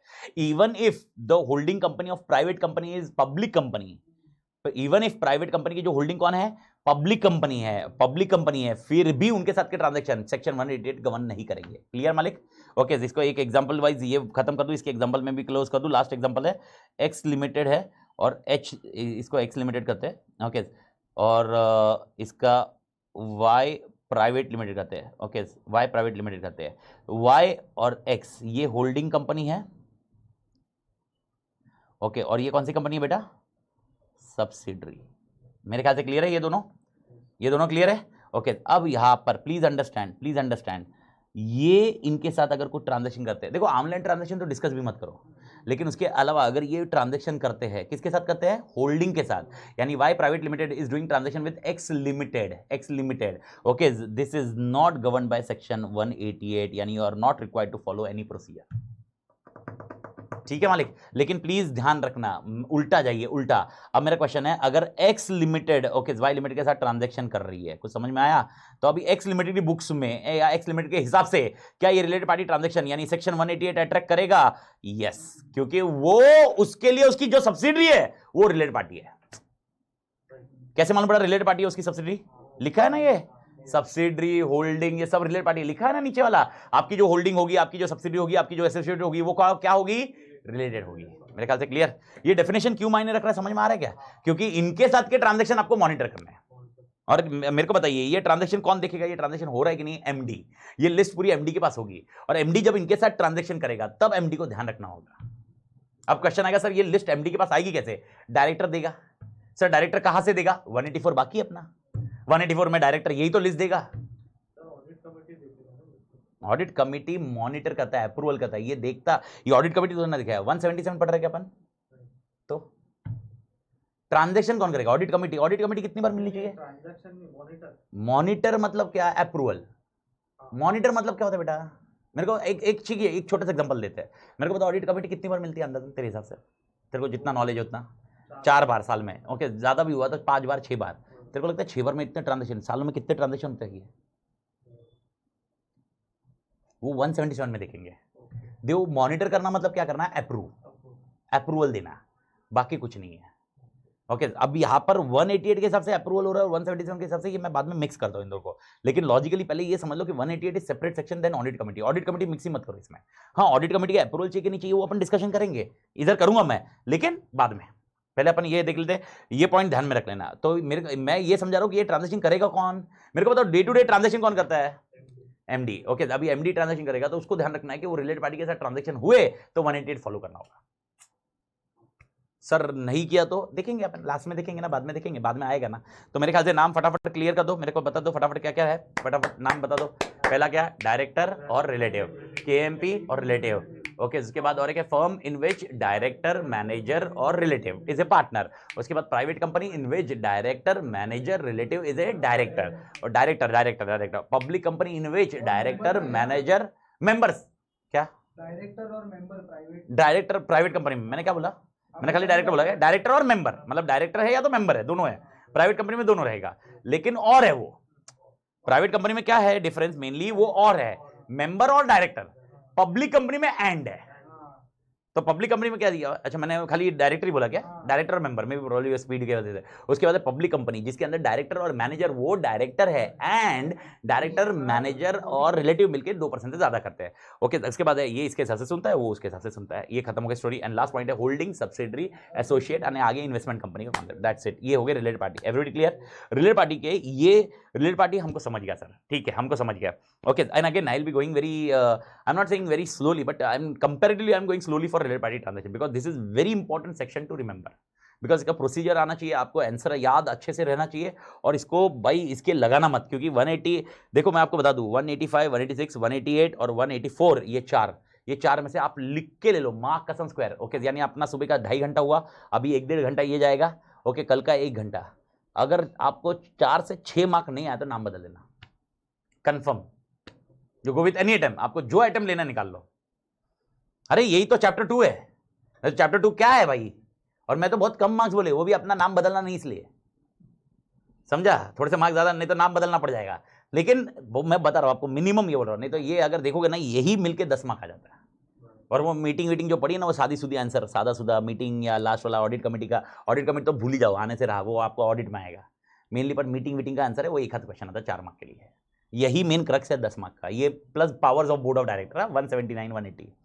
बट नेवरदलेस ये समझ में आया। अब क्वेश्चन है इनके साथ कौन से ट्रांजैक्शन को ये 188 गवर्न करता है। सारे ट्रांजैक्शन गवर्न नहीं करता है, तो फिर कौन से ट्रांजैक्शन करता है? 6 ट्रांजैक्शन कौन से मैंने लिखे हुए सारे ट्रांजैक्शन, खाली आगे वर्ड लगाऊंगा। सबसे पहले आपके रिलेटेड पार्टी के साथ सेल, परचेज और सप्लाई ऑफ गुड्स और मटेरियल्स हो रहा है। Sale, purchase, supply of goods और मटेरियल्स, याद रखिए गुड्स और मटेरियल्स, या तो गुड्स डिलीवर की जा रही है और मटेरियल्स है, यानी इन शॉर्ट ओके खरीदना और बेचना। रॉ मटेरियल हो, फिनिश गुड्स हो, वट एवर इट में भी, रॉ मटेरियल और फिनिश गुड्स, ओके इधर आप रॉ मटेरियल खरीद रहे हो या फिनिश गुड्स खरीद रहे हो या बेच रहे हो, वट एवर इट में भी, ओके वो इसमें कवर हो जाएगा। उसके बाद है सेलिंग और अदरवाइज डिस्पोजिंग प्रॉपर्टी, यानी प्रॉपर्टी भी खरीदना और बेचना और डिस्पोज करना, सेलिंग करना और डिस्पोज करना। मेरे ख्याल से मालिक क्लियर। वही अगला है लीजिंग ऑफ प्रॉपर्टी, ये रिलेटेड पार्टी ट्रांजैक्शन होगा, मैं वापस बोल रहा हूं। मेरा क्वेश्चन है ओके, क्या मेरा साला रिलेटेड पार्टी है? अपन क्वेश्चन यही ले लेते हैं हमेशा के लिए। एक्स लिमिटेड है, उसका मैं डायरेक्टर हूं, ए मिस्टर ए अमित अदर, और मेरा साला रिलेटेड पार्टी है क्या 188 में? मेरा साला रिलेटिव है ना, मेरा साला रिलेटिव में नहीं आएगा। मैं नहीं सॉरी गलत जा रहा हूं मैं, साले को लाओ मत, साले के एग्जांपल में मैं गड़बड़ कर दिया। उससे अच्छा बेस्ट मेरा भाई सुमित। ओके मेरे को बताइए सुमित क्या मेरे रिलेटेड पार्टी है? ये मेरे रिलेटिव है, यस। तो क्या सेक्शन 188 के हिसाब से वो रिलेटेड पार्टी है? यस। अभी क्वेश्चन ये आता है ओके, सुमित के साथ एक्स लिमिटेड ये सब ट्रांजैक्शन कर रही है तो 188 गवर्न करेगा, लेकिन उसमें भी सुमित के साथ ट्रांजैक्शन कौन से नहीं होने चाहिए? आर्म लेंथ पे नहीं होने चाहिए। आर्म लेंथ पे हुए तो 188 गवर्न नहीं करेगा। तो अब मेरा क्वेश्चन है सुमित के साथ क्या हो सकता है? परचेज ऑफ गुड और सेल्स ऑफ गुड्स, ये हो सकता है। दूसरा प्रॉपर्टी बेची जा सकती है, ठीक है मालिक। तीसरा प्रॉपर्टी को लीज पे दिया जा सकता है, क्लियर है मालिक। चौथा सिनारियो अलाउइंग और रेंडरिंग सर्विसेज। कौन सी सर्विसेज? प्रोफेशनल सर्विसेज, हाँ प्रोफेशनल सर्विसेज जो दी गई है, तो इन लोगों ने प्रोफेशनल सर्विस को क्लैरिफाई किया हुआ है। प्रोफेशनल सर्विसेज देते हैं, जैसे अपन सीए की सर्विसेज देते हैं, सीएस की सर्विसेज देते हैं, लीगल सर्विसेज देते हैं, अकाउंटेंट सर्विसेज देते हैं, वट एवर सर्विसेज, ये सर्विसेज उन्होंने डिफाइन किया है। क्लैरिफिकेशन में उन्होंने बोला कि सर्विसेज के अंदर प्रोफेशनल सर्विसेज भी इंक्लूड कर रहे हैं, तो मेनली जो सर्विसेज एजेंसी या ये वो भी कवर्ड है इसके अंदर। तो आपको क्लैरिफिकेशन में आएगा प्रोफेशनल सर्विसेज कवर्ड है साथ में, तो साथ में professional services answer is yes. Okay उसके बाद है अपॉइंटमेंट टू द ऑफिस और प्लेस ऑफ प्रॉफिट, ये मेरे को समझाना पड़ेगा। अपॉइंटमेंट टू ऑफिस और place of profit, appointment to office और प्लेस ऑफ प्रॉफिट मतलब क्या? ओके मैंने अपने भाई को ऑर्गेनाइजेशन में एम्प्लॉयमेंट दे दी, मेरे ऑर्गेनाइजेशन में एक सेक्रेटरी की पोजीशन खाली थी, मैंने भाई को बोला तू भाई सेक्रेटरी की पोजीशन तू रोल प्ले कर ले, ओके मिनट्स ऑफ मीटिंग जो बनाना है या जो भी ड्राफ्ट करना है, कंप्लायंस सर्टिफिकेट देने हैं, वो तू आके दे दे, तू सीए है या सीएस का कंप्लायंस है कर सकता है तू, ओके। तो मैंने अपने भाई को क्या दे दिया? प्लेस ऑफ प्रॉफिट दे दिया, समझ में आया? या अपॉइंटमेंट टू द ऑफिस दे दिया, कुछ समझ में आ रहा है? तो अपॉइंटमेंट टू द ऑफिस और प्लेस ऑफ प्रॉफिट का कॉन्सेप्ट समझा मालिक? अपॉइंटमेंट टू ऑफिस और प्लेस ऑफ प्रॉफिट समझा क्या? यानी मैंने एक या तो ऑफिस में अपॉइंटमेंट दे दिया या तो एक ऐसी जगह दे दी जिधर प्रॉफिट मिलेगा, क्लियर मालिक? लेकिन इसमें एक सबसे बड़ा कंफ्यूजन मैं आपको क्लियर बता दूं, और ये चीज अभी क्लियर कर दूं, ओके। अपॉइंटमेंट टू ऑफिस और place of profit. My question, is my director a related party? Is my director a related party? Company के लिए अगर एक्स लिमिटेड है उसके लिए क्या डायरेक्टर रिलेटेड पार्टी है कि नहीं? क्या मजाक कर रहे हो यार, सीधा सीधा पहला आंसर है ना। 185 में क्यों घुस रहे हैं? 185 को तुम भूल जाओ प्लीज, मैं आपको वापस बोलता हूं 185 को प्लीज भूल जाओ, 185 को मिक्स भी मत करो, 185 का कॉन्सेप्ट चल ही नहीं रहा इधर। 188 में क्या डायरेक्टर रिलेटेड पार्टी है? पहला नाम है ना यार। तो मेरा क्वेश्चन है एक्स लिमिटेड के लिए मिस्टर ए रिलेटेड पार्टी है या नहीं है? तो मेरे को बताओ क्या डायरेक्टर प्लेस ऑफ प्रॉफिट नहीं है? क्या डायरेक्टर को रेम्यूनरेशन नहीं मिलेगा? क्या अपन डिस्कस करेंगे चैप्टर 3 में? रेम्यूनरेशन नहीं मिलेगा तो क्या रेम्यूनरेशन बी सेक्शन 188 गवर्न करेगा? इसलिए डिपार्टमेंट ने इसको क्लैरिफाई किया है। देखो समझने कोशिश करो, ये क्लैरिफिकेशन है, मैं ज्यादा केस बैरेक में नहीं जा पाऊंगा, तो वही कॉन्सेप्ट यार बार बार वही रिपीट होता है। लेकिन पॉइंट ये है कि अपॉइंटमेंट टू ऑफिस और प्लेस ऑफ प्रॉफिट को इन्होंने दो एक्सप्लेनेशन में कवर किया है। पहला एक्सप्लेनेशन जो मैंने आपको समझा दिया कि मैं अपने रिलेटिव को या मैं कोई प्राइवेट कंपनी को या पब्लिक जो भी है उसको मैं ऑफिस में प्लेस देता हूं या प्रॉफिट में शेयर देता हूं, तो अपॉइंटमेंट टू ऑफिस और प्लेस ऑफ प्रॉफिट, ये तो क्लियर हो गया। यानी एग्जांपल मैंने क्या बोला, सुमित को जॉब दे दी मैंने अपनी कंपनी में, कौन सी कंपनी में? जिस कंपनी में मैं डायरेक्टर हूं, जिस कंपनी में मैं डायरेक्टर हूं उस कंपनी में मैंने क्या किया? सुमित को भी जॉब दिलवा दी। ये भी appointment to place of profit और अपॉइंटमेंट टू ऑफिस और प्लेस ऑफ प्रॉफिट है। दूसरा और एक एक्सप्लेनेशन दिया है, even director is a related party because that is how the things is covered. तो sir director is also having a place of profit because उसको profit मिलने वाला बाद में। तो क्या सर सारे प्रॉफिट केस में सेक्शन 188 कवर करेंगे? इसीलिए क्लैरिफिकेशन क्लियर कर दिया हुआ है, एक्सप्लेनेशन में क्लियर कर दिया है, डायरेक्ट में जाओगे तो रीड मारोगे तो कि भाई over and above which is defined, over and above अगर मिला होगा, ओवर एंड अबाउ अगर कुछ मिल रहा होगा, क्या बोला मैंने, ओवर एंड अबाउ कुछ मिल रहा होगा जो डिफाइंड है ना उससे ज्यादा मिल रहा है तुम्हें। एग्जांपल एक्ट ने कितना बोला था 5%, तुमने भी हाँ 5% कर दिया, 5% कर दिया। अब तुम्हें लेकिन मेंबर्स बोलते नहीं नहीं नहीं भाई 6% देने का, क्योंकि डायरेक्टर अपना बहुत अच्छा काम कर रहा है, ये डायरेक्टर को 6% जाना चाहिए, नहीं नहीं भाई 5, हर डायरेक्टर को कितना देने का है हमको, एमडी को 5, मैं एग्जांपल बता रहा हूं, कल उसको और क्लियर करेंगे, 5 देने का है, ठीक है। लेकिन मेंबर बोल रहे हैं, मैंने क्या बोला था, एक स्टेटमेंट आपको याद है क्या, if you throw a peanuts you will get a monkey. अगर सिंगदाने फेंकेंगे बंदर आएगा, तो आपको कैश्यू फेंकना पड़ेगा, तब जाके आपको क्वालिटी मैनेजिंग डायरेक्टर मिलेंगे। तो जब काजू फेंकोगे तो काजू महंगे ही आएंगे। तो ऐसा हो सकता है जितना ज्यादा काजू फेंकोगे उतना डायरेक्टर अच्छा मिलेगा। तो आपको मालूम है डायरेक्टर छोड़ के नहीं जाना चाहिए, तो ये डायरेक्टर को तुम सोच रहे हो कि 5 की जगह में 6% देते हैं। एक्ट ने कितना बोला था, कितना देने का, 5।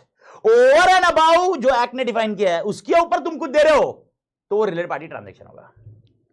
मेरे ख्याल से मालिक क्लियर है। यानी याद रखना उसका जो रेम्यूनरेशन है, उसका जो रेम्यूनरेशन है जो चैप्टर 3 से मिलने वाला है, चैप्टर 3 जो कल पढ़ेंगे उसमें से मिलने वाला है, वो रिलेटेड पार्टी ट्रांजैक्शन नहीं माना जाएगा, वो रिलेटेड पार्टी ट्रांजैक्शन नहीं माना है। उससे ऊपर अगर कुछ दे रहे हो, एक्ट ने जो बोला है कि 5% दो, अब तुम 2% दे रहे हो कुछ प्रॉब्लम नहीं, 3% दे रहे हो कुछ प्रॉब्लम नहीं, लेकिन 5 दे रहे हो कोई प्रॉब्लम नहीं, 6 दे रहे हो सेक्शन 188 अट्रैक्ट होगा। यानी 188 के प्रोसीजर फॉलो करने पड़ेंगे कल भी चैप्टर 3 में भी 188 लिखना पड़ता। कभी लिखना पड़ेगा, over and above, over and above लिखना पड़ेगा। मेरे ख्याल से क्लियर मालिक, दैट्स इट, ये एंड हो जाता है। ये हो गया तुम्हारे लिए अपॉइंटमेंट टू ऑफिस और प्लेस ऑफ प्रॉफिट। तो मेरे ख्याल से दोनों एग्जांपल समझ गए। तो ये 2 एग्जांपल क्या दिए मेरे ख्याल से समझ में आया क्या?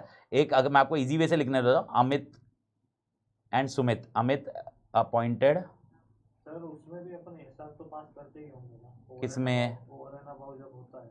हाँ पर वो कौन से सेक्शन के हिसाब से, 197। हाँ तो इधर सर इसमें फिर अपन वापस क्यों, अगर उसमें वो करके वो एसआर किसके लिए कर रहे हैं, वो एसआर ओवर एंड अबव है। रिलेटेड पार्टी ट्रांजैक्शन के साथ में खाली एसआर ही है, इधर खाली ओवर ही है, मालूम है क्या? इधर 3 अप्रूवल्स है,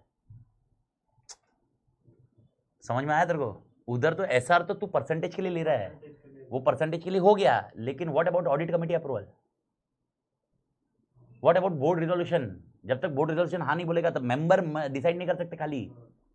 तो 188 क्लब होता है उसके साथ, समझ में आया? तो वो आंसर अगर लिखना पड़ा, अगर तेरे को क्वेश्चन आया कि 6% देना है, 6% डिसाइड करना है, तो तेरे को याद रखना है 197 के प्रोसीजर आने वाले, 197 198 आने वाला पिक्चर में, लेकिन साथ में 188 भी एप्लीकेबल होगा because it is over and above, because that is what has defined. तो फिर मेरे को बता, फिर डायरेक्टर को रिलेटेड पार्टी रख के फायदा क्या है?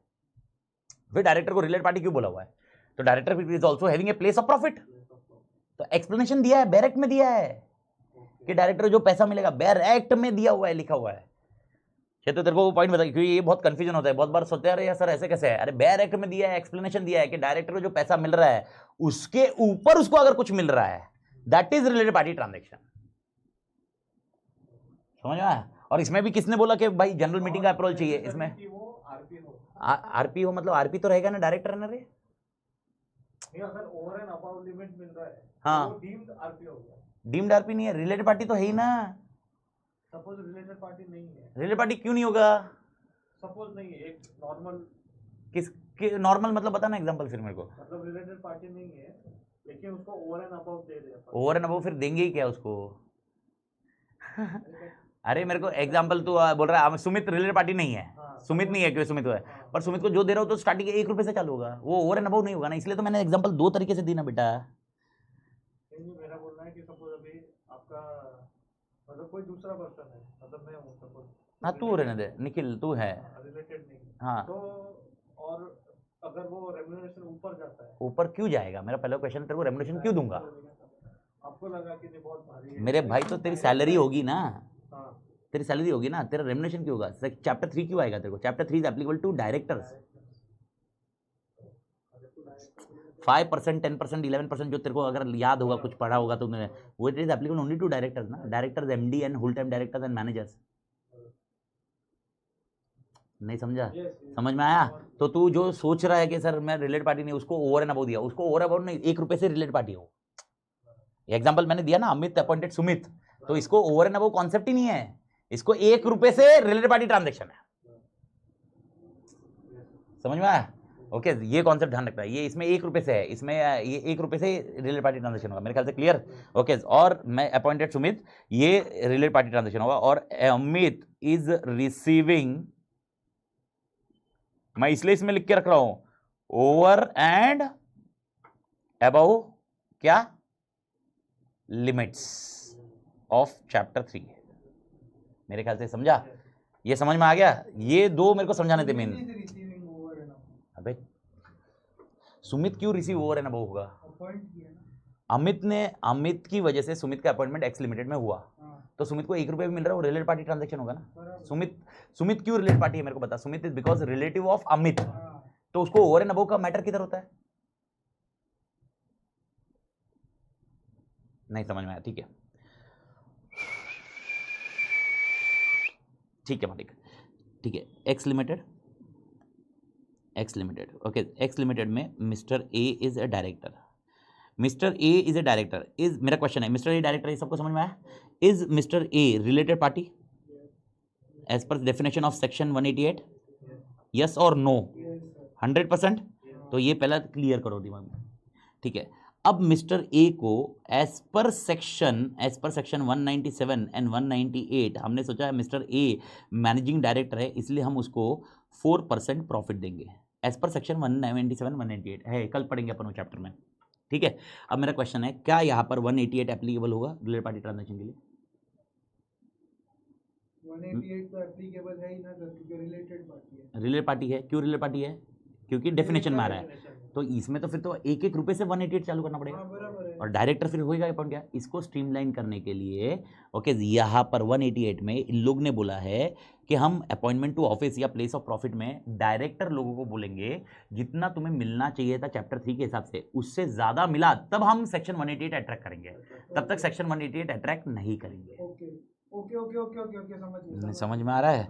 तो यहाँ पर सेक्शन 188 अट्रैक्ट कब होगा? 4% नहीं होगा, 5% नहीं होगा, लेकिन 5% की मैक्स लिमिट है। उसके बाद देखो वो लोग बोलते हैं 5% के अबाउ जाना है तो 197 198 के हिसाब से एसआर पास करना पड़ेगा, ये तो अपन कल पढ़ेंगे, ये तो करना होगा, पर 197 198 के हिसाब से। लेकिन ये 188 ट्रांजैक्शन में भी आएगा, क्योंकि 188 बोलता है यहां पर डायरेक्टर को ओवर एंड अबाउ जो एक्ट ने डिफाइन किया उससे ज्यादा मिल रहा है। समझ में आया? तो ओवर एंड अबाउ किसके लिए इंटरप्रिटेशन करना है? डायरेक्टर्स के लिए। ओवर एंड अबाउ सेक्शन 188 का एक्सप्लेनेशन ये बोलता है कि जो भी director because director is also assuming place of profit, he is getting a profit, तो he is also a related party. तो अगर एक एक रुपए में देखोगे तो प्रॉब्लम हो जाएगी, फिर तो हर एक चीज में 188 स्टार्टिंग के डे से 188 50 बार अप्रूव करना पड़ेगा आपको। इससे अच्छा ओके हम ये बोलते हैं कि डायरेक्टर को अगर ओवर एंड अबाउ दे रहे हो तो 188 आना चाहिए। ओवर एंड अबाउ क्यों दे रहे हो? एक्ट ने तो 5% बोला था ना, 5% तक दो ना तुम, ओवर एंड अबाउ क्यों दे रहे हो? तो 188 लाएंगे। समझ में आया?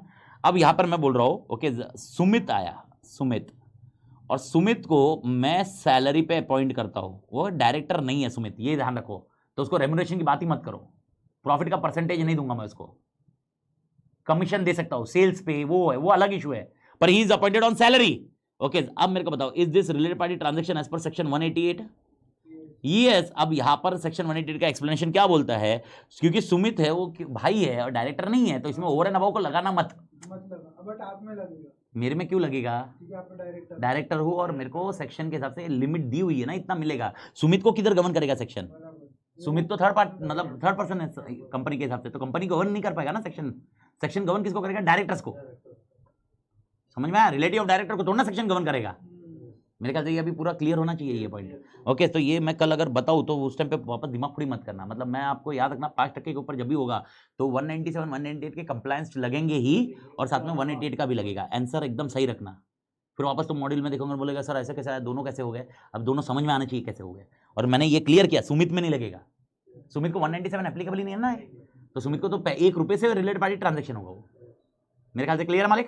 ठीक है। एंड लास्ट है अंडरराइटिंग सब्सक्रिप्शन। ओके यानी आपने कुछ अंडरराइट किया, अंडरराइटर मालूम है ना, अंडरराइटर होते हैं, मतलब मैं इतना शेयर मिनिमम बेच दूंगा, आपका नहीं बिका तो मैं ले लूंगा, दे आर कॉल्ड अंडरराइटर्स। तो आपने रिलेटेड पार्टी ने, जो रिलेटेड पार्टी की लिस्ट है, उन्होंने अंडरराइट किया है और अंडरराइटिंग कमीशन मिल रहा है उनको, दैट इज पॉइंट। तो 6 ट्रांजैक्शन कौन से जो रिलेटेड पार्टी गवर्न करता है?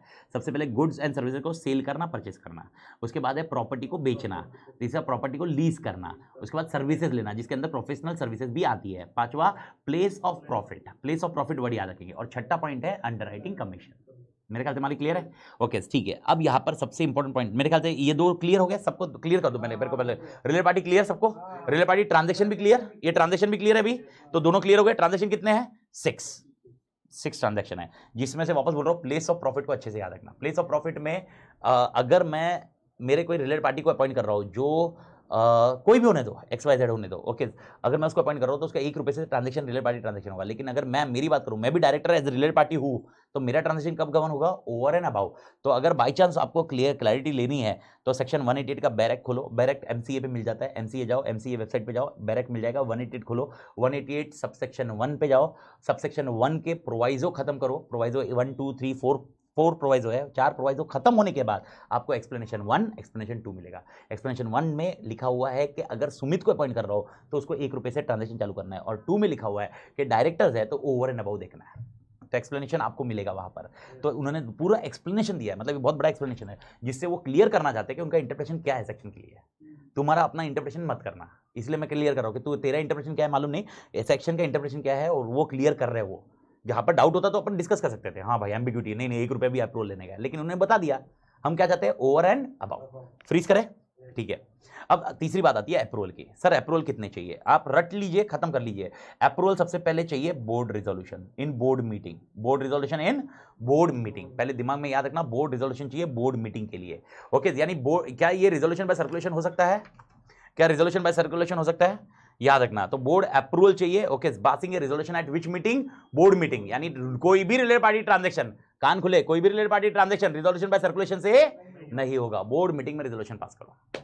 बात करो, पहला पॉइंट सबको क्लियर। दूसरा पॉइंट, ओके, आपको OR लग सकता है, लेकिन OR आपको याद रखना चाहिए कभी होगा only if it is more than limits. Okay, limits किसने दी है? रूल्स ने दी है। सबसेक्शन 1 बोलता है, सबसेक्शन 1 क्या बोलता है? 188 सबसेक्शन 1 बोलता है कि प्रोवाइजो है, प्रोवाइडेड दैट, ऊपर के जो 6 ट्रांजैक्शन है ना, ये ट्रांजैक्शन जो सेंट्रल गवर्नमेंट रूल ड्राफ्ट करेगी उस लिमिट के ऊपर गए तो OR लगेगा। तो आपको और एक चीज क्या याद रखनी पड़ेगी? लिमिट। पहले लिमिट में कंफ्यूजन थे क्योंकि दो लिमिट थी, अभी लिमिट एकदम क्लियर कट हो गया, एक ही लिमिट, एक स्ट्रक्चर लिमिट है। पहले और विचेवर इज हायर ऐसा था, अभी लिमिट क्लियर कर दी इन्होंने। अब लिमिट क्या है वो याद रखो। सबसे पहला यहां पर जब purchase of goods and material आता है, यहां पर उन्होंने लिमिट बताई है 10% ऑफ टर्नओवर। ओके, उसके बाद प्रॉपर्टी आया, प्रॉपर्टी मेरे को बताओ, प्रॉपर्टी बैलेंस शीट में जाती है या पीएनएल में जाती है? बैलेंस शीट में, तो यहां पर होगा 10% ऑफ नेटवर्थ। मेरे को बताओ, सप्लाई ऊपर वाला लॉजिक देखो, जिधर के ट्रांजैक्शन है ना उधर का वो क्राइटेरिया होगा। अब मेरे को बताओ लीज का क्या होगा, लीजिंग क्या होगा? अब लीज में कहीं ना कहीं अगर आप देखो, इसका बेस्ट एग्जांपल मैं बता सकता हूं कितना सही है। अगर आपने अकाउंटिंग स्टैंडर्ड पढ़ा हुआ तो lease was defined by how lessor and lessee used to do the transaction. It can be asset item also और it can be a PNL item also, ये भी सिनारियो होते थे। ओके, और हाँ वो finance lease and operating lease, तो उसको डिवाइड नहीं कर रहा हूं, पर वो ऐसा होता था कि अगर लीज बहुत बड़ा अमाउंट होता तो मैं एसेट्स में डालता था, लीज रेंटल जो मिलते थे, और नहीं तो मैं पीएनएल में प्रॉफिट में डालता था और सामने वाला एक्सपेंडिचर डालता था, इस तरह से होता था। इंडेस में बहुत सारी चीजें क्लियर कर दी और उसकी वजह से इन लोग ने ये चेंज किया। अभी ये क्लियर कट बोलता है 10% of net worth, sorry 10% of turnover, sorry turnover, क्योंकि यहां पर ये लोग क्लियर बोलते हैं कि ये आपका पीएनएल आइटम होना चाहिए लीजिंग, बस। पहले क्या था, एसेट आइटम भी था, इसीलिए ये अमेंडमेंट है, ये अमेंडमेंट अभी से है, ये नवंबर से अमेंडमेंट हुआ है, ये नवंबर से अमेंडमेंट है, ये पहले वाले अमेंडमेंट नहीं थे, पहले वाले में लिमिट्स थी और उसमें ये भी था 10% ऑफ टर्नओवर और नेटवर्थ। अभी इन लोग ने क्या बोल दिया, 10% ऑफ टर्नओवर। उसके बाद सर्विसेज है, सर्विसेज किस में आते बेटा? 10% ऑफ टर्नओवर, टर्नओवर है ना सर्विसेज। उसके बाद आपके लिए लिमिट्स आई है, लिमिट्स के लिए इन लोग ने बोला है 2,50,000 पर मंथ, पर मंथ है, हाँ बेटा, पर ईयर नहीं है, पर मंथ, 2,50,000 पर मंथ। यानी ओके, मेरे को बताओ ये लिमिट क्या डिस्कस कर रहा हूं मैं, ये लिमिट क्या डिस्कस कर रहा हूं मैं, क्या है ये लिमिट्स? ये लिमिट्स ये है कि ये लिमिट्स के ऊपर हुआ तो OR लगेगा, BR तो 1 रुपए से लगेगा, BR तो 1 रुपए से लगेगा, लेकिन ये लिमिट्स के ऊपर गया, यानी 10% के ऊपर गया, 10% के ऊपर गया, 10% के ऊपर गया, 10% के ऊपर गया, तो क्या लगेगा? OR। 2.5 लाख के ज्यादा आपको सैलरी देनी है, आपको OR पास करना पड़ेगा। मेरे भाई को अपॉइंट किया मैंने, ओके, उसकी सैलरी थी 2 लाख, ओके, मेरे को अप्रूवल चाहिए क्या, खाली बोर्ड का, ओआर पास करने की जरूरत नहीं है, लेकिन 5 लाख की सैलरी देनी है, बोर्ड का तो चाहिए चाहिए, साथ में ओआर होगा, पर मंथ की बात कर रहा है, ये समझ में आया लिमिट्स का logic? I don't think okay, और इसके बाद आपका लास्ट है underwriting subscription, that will be again it will be going in, okay, 1% of net worth, 1% है ये, 10% मत कर देना, 10% खत्म है फिर तो, हाँ, 1% ऑफ नेटवर्थ। डन मालिक? तो मैं लिमिट फटाफट रिपीट करो, मेरे को बताओ लिमिट क्या क्या है, ओके, ओआर के लिए लिमिट्स क्या क्या है, ओके, मैं बता दूं एकदम इजी वे से, 10%, 10%, 10%, 10%, 2.5 लाख और 1%, 10, 10, 10, 10, 2.5, 1, 10% of turnover, 10% of net worth, 10% of turnover, 10% of turnover, 2.5 lakh per month, annum नहीं है, और लास्ट 1% ऑफ नेटवर्थ, खत्म। मेरे ख्याल से क्लियर? पहला नाम क्या है, services, goods and material, goods and material, उसके बाद है प्रॉपर्टी को बेचना, उसके बाद है लीज, उसके बाद है सर्विसेज देना, प्रोफेशनल सर्विसेज भी इंक्लूडेड है, और उसके बाद लास्ट है आपका प्लेस ऑफ प्रॉफिट, और लास्ट है अंडरराइटिंग। 6 पॉइंट क्लियर है? ओके, एक चीज हाईलाइट कर दो, इसमें टाइम पास नहीं करता ज्यादा, मैं एग्जांपल नहीं देता, पर इजीली समझ में आना चाहिए। ओके, एग्जांपल, मेरा भाई सुमित, एज्यूम करते हैं अभी सुमित को एग्जांपल में चेंज करता हूं, सुमित कंप्यूटर बेचता है, दुकान है उसकी, कंप्यूटर बेचता है, ठीक है, क्या मैं सुमित के साथ मेरी कंपनी का ट्रांजैक्शन करवा सकता हूँ, एक्स लिमिटेड विद सुमित आते हैं? यस, खाली अगर आमलाइन नहीं है तो ये लगेगा ना। तो मेरा क्वेश्चन है, अभी एग्जांपल लेते हैं, ओके, 4 करोड़ का ट्रांजैक्शन हुआ, कितने का ट्रांजैक्शन हुआ, 4 करोड़ का ट्रांजैक्शन हुआ सुमित के साथ, क्या मुझे अप्रूवल लगेगा? Answer is yes. किसका अप्रूवल लगेगा? बोर्ड का, बोर्ड का तो अप्रूवल लगेगा ना, आमलाइन नहीं है ये समझ लो, तब तो डिस्कशन में आ रहा है, आमलाइन नहीं है, आमलाइन होता तो डिस्कशन ही नहीं करता, आमलाइन नहीं है, तो 4 करोड़ का ट्रांजैक्शन हुआ, बोर्ड का अप्रूवल लगेगा? यस। अब मेरा क्वेश्चन है, ओआर लगेगा कि नहीं लगेगा? सर अगर वो 10% के ऊपर है तो लगेगा। 10% किसका? टर्नओवर का, टर्नओवर का। अब 10% टर्नओवर मतलब कौन सा टर्नओवर? पिछले साल का, पिछले साल का टर्नओवर निकालने का, और सुमित का टर्नओवर नहीं, कंपनी का टर्नओवर। हाँ, नहीं तो मालूम पड़ा सुमित का टर्नओवर निकालते बैठोगे भरोसा नहीं है भाई तुम्हारा नहीं, टर्नओवर किसका? 10% किसका? कंपनी का। अगर 100 करोड़ का टर्नओवर है, एग्जांपल लेते हैं, 100 करोड़ का टर्नओवर था पिछले साल का, पिछले साल का, तो इस साल में कितनी की लिमिट है सुमित के लिए? 10 करोड़। 10 करोड़ तो किससे पूछने की जरूरत नहीं है, ओआर लेने की जरूरत नहीं है, लेकिन बोर्ड को पूछना पड़ेगा। ओके, तो मैंने क्या बोला, कितने का ट्रांजैक्शन था आपने? 4 करोड़। क्या मेरे को ओआर पूछ लेना पड़ेगा? नहीं, ठीक है, एक ट्रांजैक्शन क्लोज हो गया, मंथ ऑफ मई में क्लोज हो गया। अभी आया जुलाई, जुलाई में अभी 8 करोड़ का ट्रांजैक्शन कर रहे हैं सुमित के साथ, क्या मुझे अप्रूवल लगेगा? क्यों लगेगा? क्यूमुलेटिव लिया जाएगा 1 साल के लिए। अब 10% पर ट्रांजैक्शन मत पकड़ना, इन्होंने क्लियरली क्लैरिफिकेशन दिया है, 1 साल का, 1 साल का क्यूमुलेटिव, ऐसा नहीं है इस साल का अगले साल भी क्यूमुलेटिव करो, मतलब फिर तो खत्म ही है आदमी। 1 साल के लिए मैक्सिमम लिमिट कितनी है तेरी? 10%। सर और 2 के लिए लेंगे कि पूरे 8 के लिए? क्या 8 मैंने हमेशा बताया, कभी ब्रेक नहीं करोगे, ये ब्रेक नहीं करोगे, खाली 2 के लिए अप्रूवल नहीं लेना रहता है, 8 में एक जो ट्रांजैक्शन है वो लिमिट के बाहर जा रहा है ना, पूरा 8 का अप्रूवल रहेगा। ये आप दिमाग में फिट ही कर लो, ये हर जगह लॉ का यही कॉन्सेप्ट है, नहीं तो फिर मैंने ये बताना, ये अपन फिर निकालेंगे, चलो 6 का ले लेते, बाद में देखते हैं 2 को, ऐसा नहीं होना। क्लियर? फ्रीज करे तो ये लिमिट्स के कॉन्सेप्ट समझ गया। तो ओआर कब चाहिए? लिमिट्स के ऊपर बीआर चाहिए, ओआर चाहिए। और तीसरा 188 नहीं बोलता, 177 कल बोलेगा कि ऑडिट कमेटी का अप्रूवल चाहिए। 177 बोलेगा, किसका अप्रूवल चाहिए? ऑडिट कमेटी का। 177 बोलेगा, 188 नहीं बोल रहा, मतलब 188 लिखते वक्त किसका रेफरेंस देना होगा? 177। ऑडिट कमेटी का जो सेक्शन 177 है, उसका एक रोल है, उसका सबसेक्शन 3 है, वो क्लियर बोलता है कि हर related party transaction audit committee उसको मॉनिटर करेगा और अप्रूव करेगा। हाँ, उसके प्रोवाइजो है जो अपन कल देखेंगे, अभी दिमाग फोड़ी नहीं करेंगे। तो मेरे को बताओ कितने अप्रूवल चाहिए अपने को? कितने अप्रूवल चाहिए? 3। कौन से?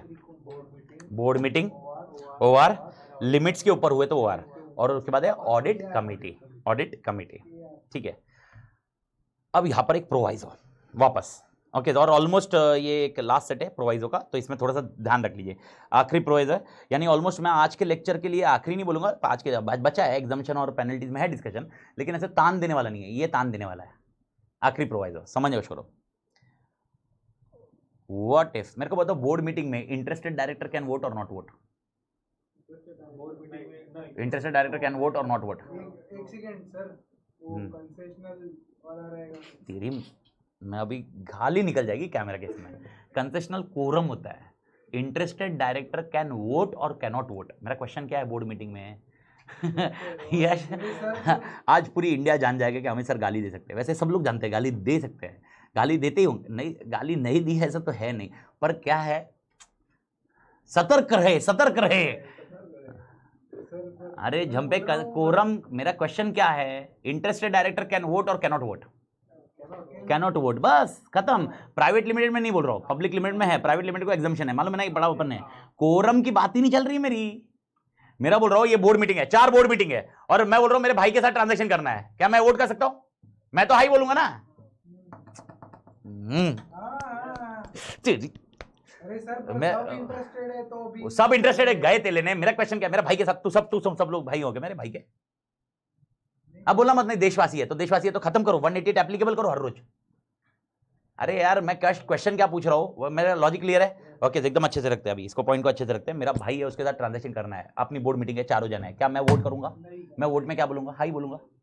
तो बोर्ड मीटिंग में क्या किसने वोट करना चाहिए? जो नॉन इंटरेस्टेड है। तुम तीनों वोट करोगे मेरे भाई के लिए, ठीक है, पक्का समझा? ठीक है, अब इमेजिन करो अभी ओआर पास करना है, क्योंकि लिमिट के ऊपर है। लिमिट कितनी थी? 8 crore extra, 4 crore already exhaust हो गई है, 8 करोड़ के लिए अभी मेरे को ओआर जाना पड़ेगा। ओआर में मेंबर ही मेरा भाई है, इस कंपनी का शेयर होल्डर मेरा भाई है। नहीं समझा? देखो बोर्ड मीटिंग का तो समझ में आ गया, बोर्ड मीटिंग तो अपन पढ़ ली है, बोर्ड मीटिंग में तो कोई प्रॉब्लम नहीं था। अब मेरा क्वेश्चन है, what if member is also a related party? Who is ये? तो वो वोट करेगा सुमित तो हाई बोलेगा ना? नहीं करेंगे, वो नहीं कर सकते। तो समझा? हाँ, इसलिए प्रोवाइजो डाला है कि वो वोट नहीं करेगा। समझा? ओआर में ये प्रोवाइजो है, अगर कोई मेंबर है जो रिलेटेड पार्टी है, जिसके साथ ये ट्रांजैक्शन हो रहा है, जिसके साथ ट्रांजैक्शन हो रहा है, इंपॉर्टेंट पॉइंट है, नहीं तो मालूम पड़ा जो रिलेटेड पार्टी, सब रिलेटेड पार्टी वोट नहीं करेंगे, ट्रांजैक्शन हो रहा है, ये क्या नहीं करेगा? जनरल मीटिंग में वोट नहीं करेगा। किसके अंदर? जनरल मीटिंग में। भेजे में गया मालिक, आई डू थिंक समझ में आ रहा है। लेकिन व्हाट इफ मेरा भाई 94% होल्ड करता है शेयर, मेरा भाई 95% होल्ड करता है, ऐसा कुछ हुआ, या मेरे ही रिलेटेड पार्टी ऐसे होल्ड करते हैं जिसमें है, तो इन्होंने और एक कंडीशन डाली, ऐसा हो सकता है कि 90% से ज्यादा members okay are related party for this transaction. कुछ समझ में आया? This transaction. तो इस केस में ये प्रोवाइजो एप्लीकेबल नहीं होगा, यानी इसमें सब लोग वोट करेंगे, यानी सब लोग नहीं होगा, यानी सब लोग को वोट करना है तो कितना परसेंटेज इंटरेस्टेड होने चाहिए? 90%। देखो बोर्ड मीटिंग में तो मैं वोट ही नहीं कर सकता, ये आप समझ चुके हो, ये अपन कल परसों के लेक्चर में क्लोज कर चुके हैं। अभी अपन बात कर रहे हैं विद मेंबर्स। हाइड्रोजन समझ में आया? दोनों प्रोवाइजो समझे? ये प्रोवाइजो है क्योंकि ओआर के लिए इंपॉर्टेंट है। ओआर में यार नहीं तो सुमित तो हाई बोलेगा ना वोट करने, मतलब सुमित तो बोलेगा हाँ ट्रांजैक्शन करना ही मेरे साथ है, इसीलिए नहीं होना चाहिए। और लास्ट और एक पॉइंट दिया है, ये दोनों पॉइंट किसको एप्लीकेबल नहीं करोगे? Not applicable to private company. Interested का प्राइवेट कंपनी के लिए कुछ नहीं है, interested director can not vote in private company, ये कॉन्सेप्ट नहीं था, याद आया? Same logic, it is not applicable to private company, that's it. तो मेरे ख्याल से अप्रूवल की कहानी खत्म, अब अप्रूवल क्लोज हो गया, अभी अपन अप्रूवल क्लोज कर सकते हैं। गवर्नमेंट सेक्शन एप्लीकेबल नहीं, वो डिस्कशन लास्ट में करेंगे। गवर्नमेंट का जो भी डिस्कशन होता है ना, कभी रूल्स में होता है, सेक्शन में नहीं होता है, गवर्नमेंट डिसाइड करती है, इसीलिए तो सेक्शन में नहीं कहीं पर भी। वो एग्जाम्पशन की लिस्ट में देखेंगे ना अपन, एग्जाम्पशन में कुछ आता है क्या, नहीं दिखते अपन। मेरे ख्याल से क्लियर है इधर तक एवरीबडी? इधर तक किसी को डाउट? अभी क्लियर नहीं है तो मेरे को बताओ, अगर मेंबर को इंटरेस्टेड होगा रिलेटेड पार्टी ट्रांजैक्शन में तो मेंबर वोट नहीं करेगा, और अगर 90% के ऊपर ज्यादा मेंबर्स है तो सब लोग वोट करेंगे। फिर तो ओआर में ओआर ही होना है, क्योंकि 60% 50% के ऊपर मिलना ही मिलना है ना, समझ में आया? तो कॉन्सेप्ट ये रहेगा, तो यहाँ पर क्लोज हो जाएगा, ये हो गया अप्रूवल। तो मेरे को बताओ सेक्शन 188 में अप्रूवल्स कितने चाहिए? सेक्शन 188 में अप्रूवल्स कितने चाहिए बेटा? सेक्शन 188 में अप्रूवल्स कितने चाहिए? 3 कौन से? एक आधे घंटे में खत्म करेगा भाई, बोल 3 कौन से?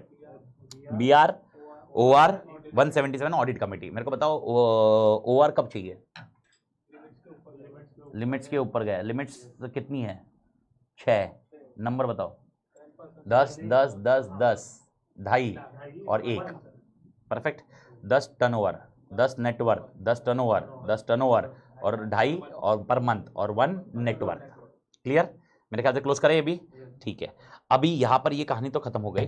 अब अपना अदर प्रोसीजर है, अदर प्रोसीजर पे मैं ज़्यादा डिस्कशन नहीं करूँगा, मैंने आपको ये ऑलरेडी क्लियर किया हुआ है। अदर प्रोसीजर में मैं इसके नीचे बना चुका हूँ, ओके, अदर प्रोसीजर में, ओके, ये देखिए स्क्रीन पे देखिए। अदर प्रोसीजर में बोर्ड रिपोर्ट का कंटेंट क्लियर बताते हैं। बोर्ड रिपोर्ट में क्या क्या होना चाहिए, मैंने आपको बताया था बोर्ड मीटिंग में आपका नोटिस जाएगा, बोर्ड मीटिंग का नोटिस जाएगा, बोर्ड मीटिंग का क्या जाएगा, नोटिस, नोटिस का कंटेंट ये सेक्शन डिफाइन करेगा। तो इसमें क्या क्या होगा, इसमें एकदम सिंपल है, एक प्रोसीजरल सेक्शन है, नेम होगा, नेम ऑफ द पार्टी होगा, नेचर ऑफ कॉन्ट्रैक्ट होगा, नेचर ऑफ कॉन्ट्रैक्ट मतलब पर्टिकुलर्स क्या है, कितने कैरेक्टर कॉन्ट्रैक्ट क्या है, नेचर ऑफ कॉन्ट्रैक्ट होगा, नेचर ऑफ कॉन्ट्रैक्ट होगा, नेचर ऑफ कॉन्ट्रैक्ट होगा। ओके, मटेरियल टर्म्स क्या है, मटेरियल टर्म्स मतलब पैसों का, कितने टाइम में डिलीवरी है क्या नहीं है, ये सब होगा। एडवांस कुछ दिया है क्या हमने, एडवांस कुछ दिया है क्या, एडवांस कुछ पे किया है क्या, और उसके बाद ओके प्राइसिंग कैसे आया है, how we have decided pricing, how it has been decided, क्योंकि सबसे इंपॉर्टेंट यही है ना, तुमने 40 रुपये पर यूनिट पकड़ा है, कैसे पकड़ा है, how it has been decided. Okay been decided, मेरे ख्याल से झिपरा क्या, और आखिरी पॉइंट है ओके ऑल फैक्टर्स, जो जो रिलेवेंट है, ऑल फैक्टर्स रिलेवेंट, यानी एग्जांपल वो रिलेटेड पार्टी कैसा है मेरे लिए, क्यों रिलेटेड पार्टी हुआ है मेरे लिए, ओके उसके और क्या क्या जगह इन्वेस्टमेंट है, कैसे वो काम कर रहा है, या उसकी वजह उसके पास जाना क्यों है, क्योंकि वो मोनोपोली है क्या नहीं है क्या, ये सब फैक्टर्स देने जो रिलेवेंस होंगे ताकि डिसीजन लेने में आसान होगा। एग्जाम्पल ओके अभी हम 8 करोड़ का ऑर्डर करने वाले हैं, तो मैं बोर्ड मीटिंग में लूंगा कि इतना बड़ा ऑर्डर अभी आज के डेट में कोई फुलफिल नहीं कर सकता, सुमित फुलफिल कर लेगा 1 महीने के अंदर, बाकी आप किसी से भी पता कर लो नहीं कर सकता। तो उसके लिए एविडेंस क्या जमा किया है, मैंने 10 जगह मैंने एग्जाम्पल कोटेशन के लिए मंगाया होगा, ये भेजा होगा, ये समथिंग है, वो मैं डिटेल डालूंगा इसमें। Why this transaction we should close, that relevance point should be there in this, which ये कौन सी मीटिंग की बात हुई, board meeting.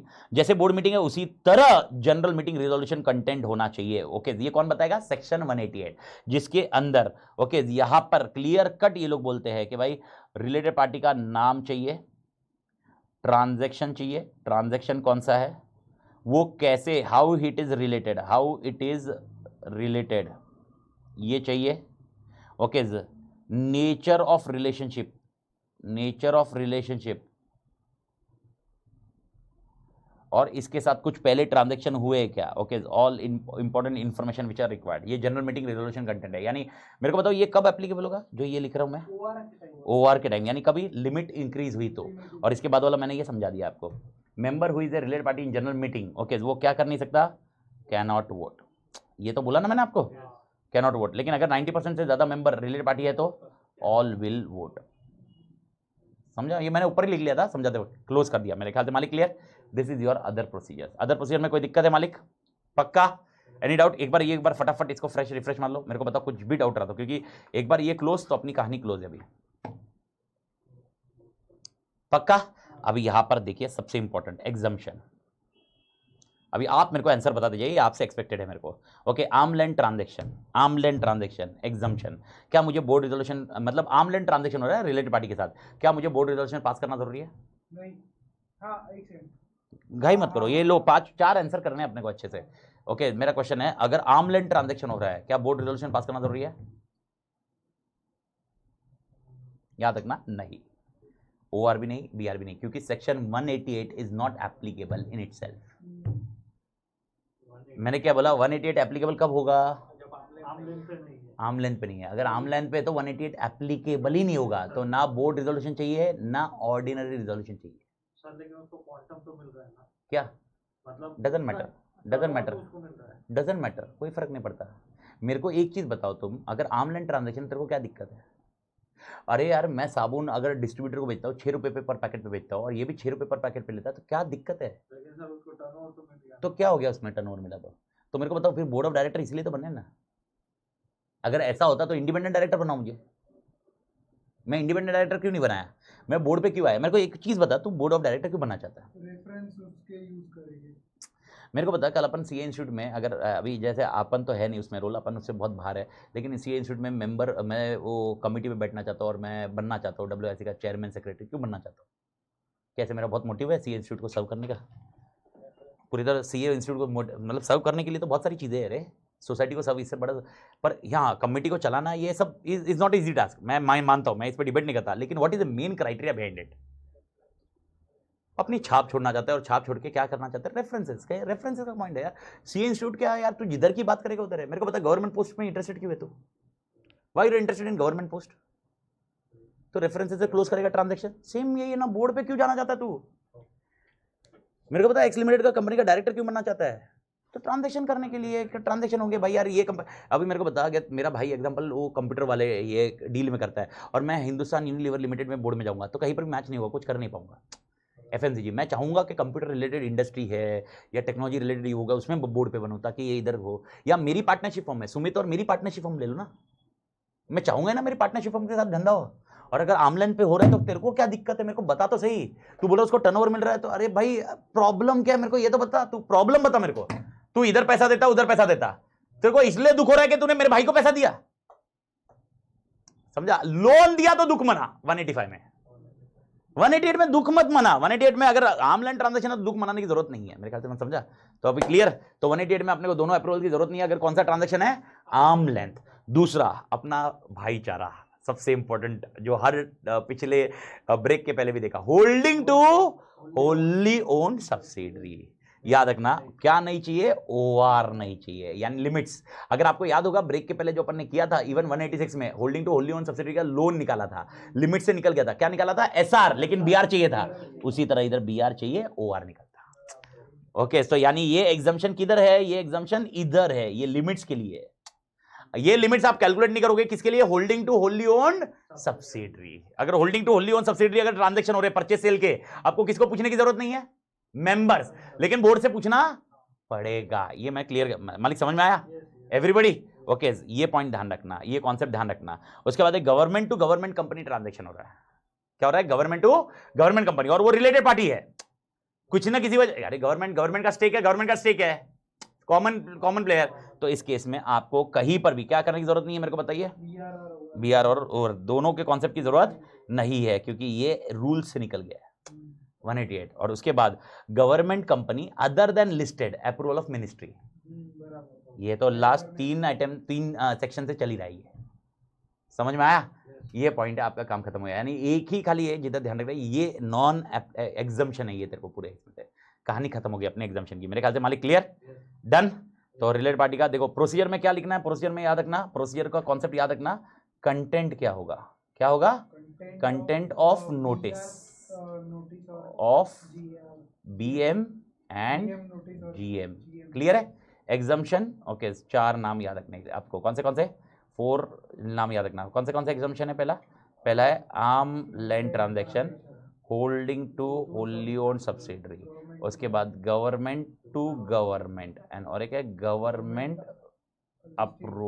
Approval of ministry, मेरे other than listed approval of ministry. मेरे ख्याल से क्लियर? आखिरी आंसर फॉर द डे, जहां पर अपन इसको क्लोज करेंगे। Yes, you are very happy, I know that, but ठीक है। Okay, but to the extent penalties वाला कॉन्सेप्ट। ओके ओके, स्क्रीन पे देख लो और फटाफट पढ़ लो। पेनल्टी, पहला, अगर सेक्शन 188 को फॉलो करके ये ट्रांजैक्शन किया गया है तो it is voidable at the option of company. Voidable at the option of company, जब मैं कंपनी बोल रहा हूं इसका मतलब कौन, बोर्ड और member, depend on circumstances. Example समझने शुरू। ओके, अप्रूवल ऑफ बोर्ड चाहिए था और हमने बोर्ड का अप्रूवल नहीं लिया। मेरे को पता प्रोसीजर सेक्शन है ना कि बैंड सेक्शन है, प्रोहिबिटेड है या प्रोसीजर है, प्रोसीजर। अब हमने प्रोसीजर फॉलो नहीं किया तो ये कॉन्सिक्वेंस आएगा। तो प्रोसीजर क्या फॉलो नहीं किया, बोर्ड मीटिंग नहीं ली हमने, कुछ समझ में आया? अब बोर्ड मीटिंग नहीं ली और आपने ट्रांजैक्शन कर लिया, इस केस में ये बोलते हैं कि वॉइडेबल है, किसके ऑप्शन पे, बोर्ड के ऑप्शन पे, और विद इन 3 मंथ्स ये वॉइडेबल है। यानी 3 मंथ्स में रेटिफाई नहीं हुआ, 3 मंथ्स पे क्या नहीं हुआ, रेटिफाई नहीं हुआ, तो ये वॉइडेबल होगा। और बोर्ड का अप्रूवल ले लिया लेकिन लिमिट के ऊपर गया था, और किसका अप्रूवल नहीं लिया, ओआर। नहीं समझा? बोर्ड का अप्रूवल आ गया, बोर्ड ने हाँ बोल दिया, तुम तीनों ने हाँ बोल दिया, लेकिन लिमिट के ऊपर था 8 करोड़ का सुमित का। ओके, और हमने किससे नहीं पूछा, मेंबर से नहीं पूछा, तो it is voidable at the option of member. तो एट द केस में भी जिसका अप्रूवल नहीं लिया वो वॉइड कर सकता है। नहीं समझ में आया क्या? ओके, ये क्या है, voidable at the option of board और मेंबर एज द केस में भी। अब प्लीज लास्ट पॉइंट बहुत अच्छे से ध्यान रखना। मेरे को बताओ कितने महीने में वॉइडेबल है, कितने महीने में लोग वॉइड कर सकते हैं? 3 महीना है। इसका मतलब सेक्शन 188 के ट्रांजैक्शन अच्छे से समझना भाई, सबसे विनती कर रहा हूं बहुत अच्छे से समझना। 188 ट्रांजैक्शन अगर आपको क्वेश्चन आता है और बोलते हैं कि बिना अप्रूवल के किया गया है, तो आप कभी भी सीधा आंसर मत लिखना, इट इज वॉइड। यानी एमडी ये ट्रांजेक्शन करते जाएगा और 3 महीने में वो ले लेगा। समझ में आया? इधर यानी ये सेक्शन प्रोहिबिटिव नहीं है, इसलिए मैंने बोला। और इवन 186 जैसा नहीं है। 186 में अगर किया तो तू गया पेनल्टी। 185 प्रोहिबिटिव कर ही नहीं सकता। यहां पर ये बोलते हैं अगर तूने कर दिया ना, तेरे पास अगले कितने महीने बाकी है? 3 महीने। यानी कि तेरा ट्रांजेक्शन, अगर एग्जांपल मैंने ट्रांजेक्शन मेरे भाई के साथ कर लिया, तुमसे नहीं पूछा, मेंबर से नहीं पूछा, मेरे को कितने महीने में ये अप्रूवल ले लेने का है? 3 महीने में रेटिफाई कर लेने का है। समझ में आया? ओके, ये है। और जब मैं बोल रहा हूं वॉइडेबल है, मतलब क्या? तुम लोग बोल सकते हो नहीं नहीं ये ट्रांजेक्शन गलत है। एग्जांपल, सुमित ने कंप्यूटर डिलीवर कर दिए होंगे, ओके, हमारी कोई जिम्मेदारी नहीं है उसके अगेंस्ट पेमेंट करना। This is what a concept of voidable. Sir वो कुछ नहीं, कोर्ट में जाएगा। अभी अमित ताते रीइंबर्स करेगा उसको। यही तो सेक्शन का इंटरप्रेट। ये किसने किया? एंट्री किसने की? अमित ने। अमित क्यों किया? क्यों? हमसे पूछना चाहिए था। ओके, पर सेक्शन क्या बोलता है? सेक्शन बोलता है देख भाई, रोज के रोज रूटीन है, अभी जिसके लिए दिमाग फोड़ी नहीं करनी है तो अमित को करने दो, काम में अटकाओ मत, बार बार अप्रूवल। अगर उसको लग रहा है कि कहीं पर कंसर्न है तो बोर्ड मीटिंग बुला ले, नहीं है तो कर ले और बाद में 3 महीने के अंदर ले ले अप्रूवल। आपको लगता है ये ट्रांजेक्शन, मैं क्या बोला, ये ट्रांजेक्शन की बात हुई ना, ट्रांजेक्शन तो ट्रांजेक्शन तो रोज के रोज होंगे। अब इमेजिन करो, मतलब बोर्ड मीटिंग बुलाओगे, जनरल मीटिंग बुलाओगे हर टाइम। इसीलिए ओके 10-15 ट्रांजेक्शन एक साथ में होते हैं, फिर एक साथ में बोर्ड में अप्रूवल लिया जाता है और एक साथ में वो लिमिट ऊपर रही तो ओवर लिया जाता है। नहीं समझा होगा तो मतलब मेरा टारगेट एक ही है, ये प्रोहिबिटिव नहीं है। मतलब इन शॉर्ट, अगर ये वायलेट हुआ तो भी मेरे पास ऑप्शन बचता है कितने महीने का? 3 महीने में। 3 महीने में नहीं हुआ तो मेरी लग गई। यानी आगे वाला जो प्रोसिक्यूशन होगा, आगे वाला जो 164 डिस्क्वालिफिकेशन आएगा, 164 डिस्क्वालिफिकेशन याद है? वो 5 साल कब होगा? जब वो रेटिफाई नहीं होगा। मतलब आज ट्रांजेक्शन कर लिया बिना अप्रूवल के, ट्रांजेक्शन किया मैंने आज बिना अप्रूवल के ट्रांजेक्शन किया, तो आज के आज ही मैं वायलेशन नहीं हो रहा हूं। मेरे पास कितने महीने का ऑप्शन बचा है? 3 महीने का। 3 महीने में अगर ये क्लोज हो जाता तो मेरे को पूछने, मतलब बच गया मैं। लेकिन 3 महीने में अप्रूव नहीं हुआ और वाइड हुआ तो फिर मैं गया कितने साल के लिए? 5 साल। ओके, तो नेवरदलेस नेक्स्ट पॉइंट है प्रोसिक्यूशन, यानी कंपनी प्रोसिक्यूट कर सकती है अगेंस्ट हुम? डायरेक्टर। समझ में आ गया ये? ओके, और 164 कितने साल तक तू गया? 5 इयर्स। लेकिन 5 इयर्स कब? जब नॉन कंप्लायंस हुआ तब से नहीं, नॉन कंप्लायंस होने के बाद 3 महीने का ऑप्शन मिलता है। मालूम है विंडो पीरियड कितना महीना है? 3 महीना। 3 महीने में अप्रूवल ले लिया, खत्म है, वायलेशन नहीं होगा। 3 महीने में नहीं हुआ, तुम समझिए कि इस पेनल्टी को इस तरह से क्यों रखा हुआ है? ताकि अपना काम हो जाए, काम आसानी से हो। 3 महीने 164 अट्रैक्ट कब होगा? 164 बोलता है रिलेटेड पार्टी ट्रांजेक्शन का वायलेशन हुआ और 5 साल अभी तक खत्म नहीं हुए।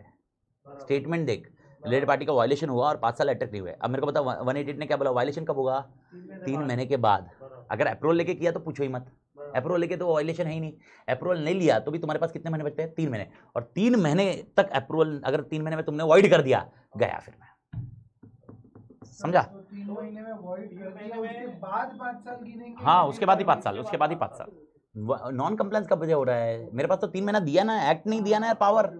तुम एक्ट ने पावर दिया, क्यों दिमाग फोड़ी कर रहे हो? एक्ट ने मुझे पावर दिया हुआ है। डिस्क्वालिफिकेशन होने के बाद कुछ नहीं, नहीं, डिस्क्वालिफिकेशन होने के बाद तो मेरे को 5 साल चुपचाप घर पे। और इसके साथ में अगर आपको याद होगा तो 164 जब अट्रैक्ट होगा तो 167 भी होगा, क्योंकि 167 का पहला पॉइंट क्या था? 164। तो यहाँ से जितनी कंपनी में मैं रहूंगा, जितनी, खाली ये कंपनी नहीं, जितनी कंपनी रहेगी सब में वैकेट होगा मेरा। ये छोड़ के भी नहीं। वो 164 2 और 3, 2 1 और 2 के लिए, 2 क्या ए और बी के लिए, कंफ्यूज मत कर। हाँ, कंफ्यूज मत करना भाई, इसमें मेरे को सब में, ये छोड़कर नहीं, ये भी नहीं, ये भी छोड़नी है, सब छोड़नी होगी। ये टाटा बाय बाय वो खाली किसके लिए है? जिसमें सारे डायरेक्टर एक साथ में छोड़ेंगे एनमा से। कंपनी डिस्क्वालिफिकेशन, यस, ये डायरेक्टर डिस्क्वालिफिकेशन है। तो डायरेक्टर डिस्क्वालिफिकेशन में सारे कंपनी ने, यस यस यस, मेरे ख्याल से फ्रीज करे। Okay, perfect. Okay, listed company की एक पेनल्टी दी हुई है और अदर कंपनी की पेनल्टी दी हुई है। ओके, ये अपन बाद में याद रख लेंगे।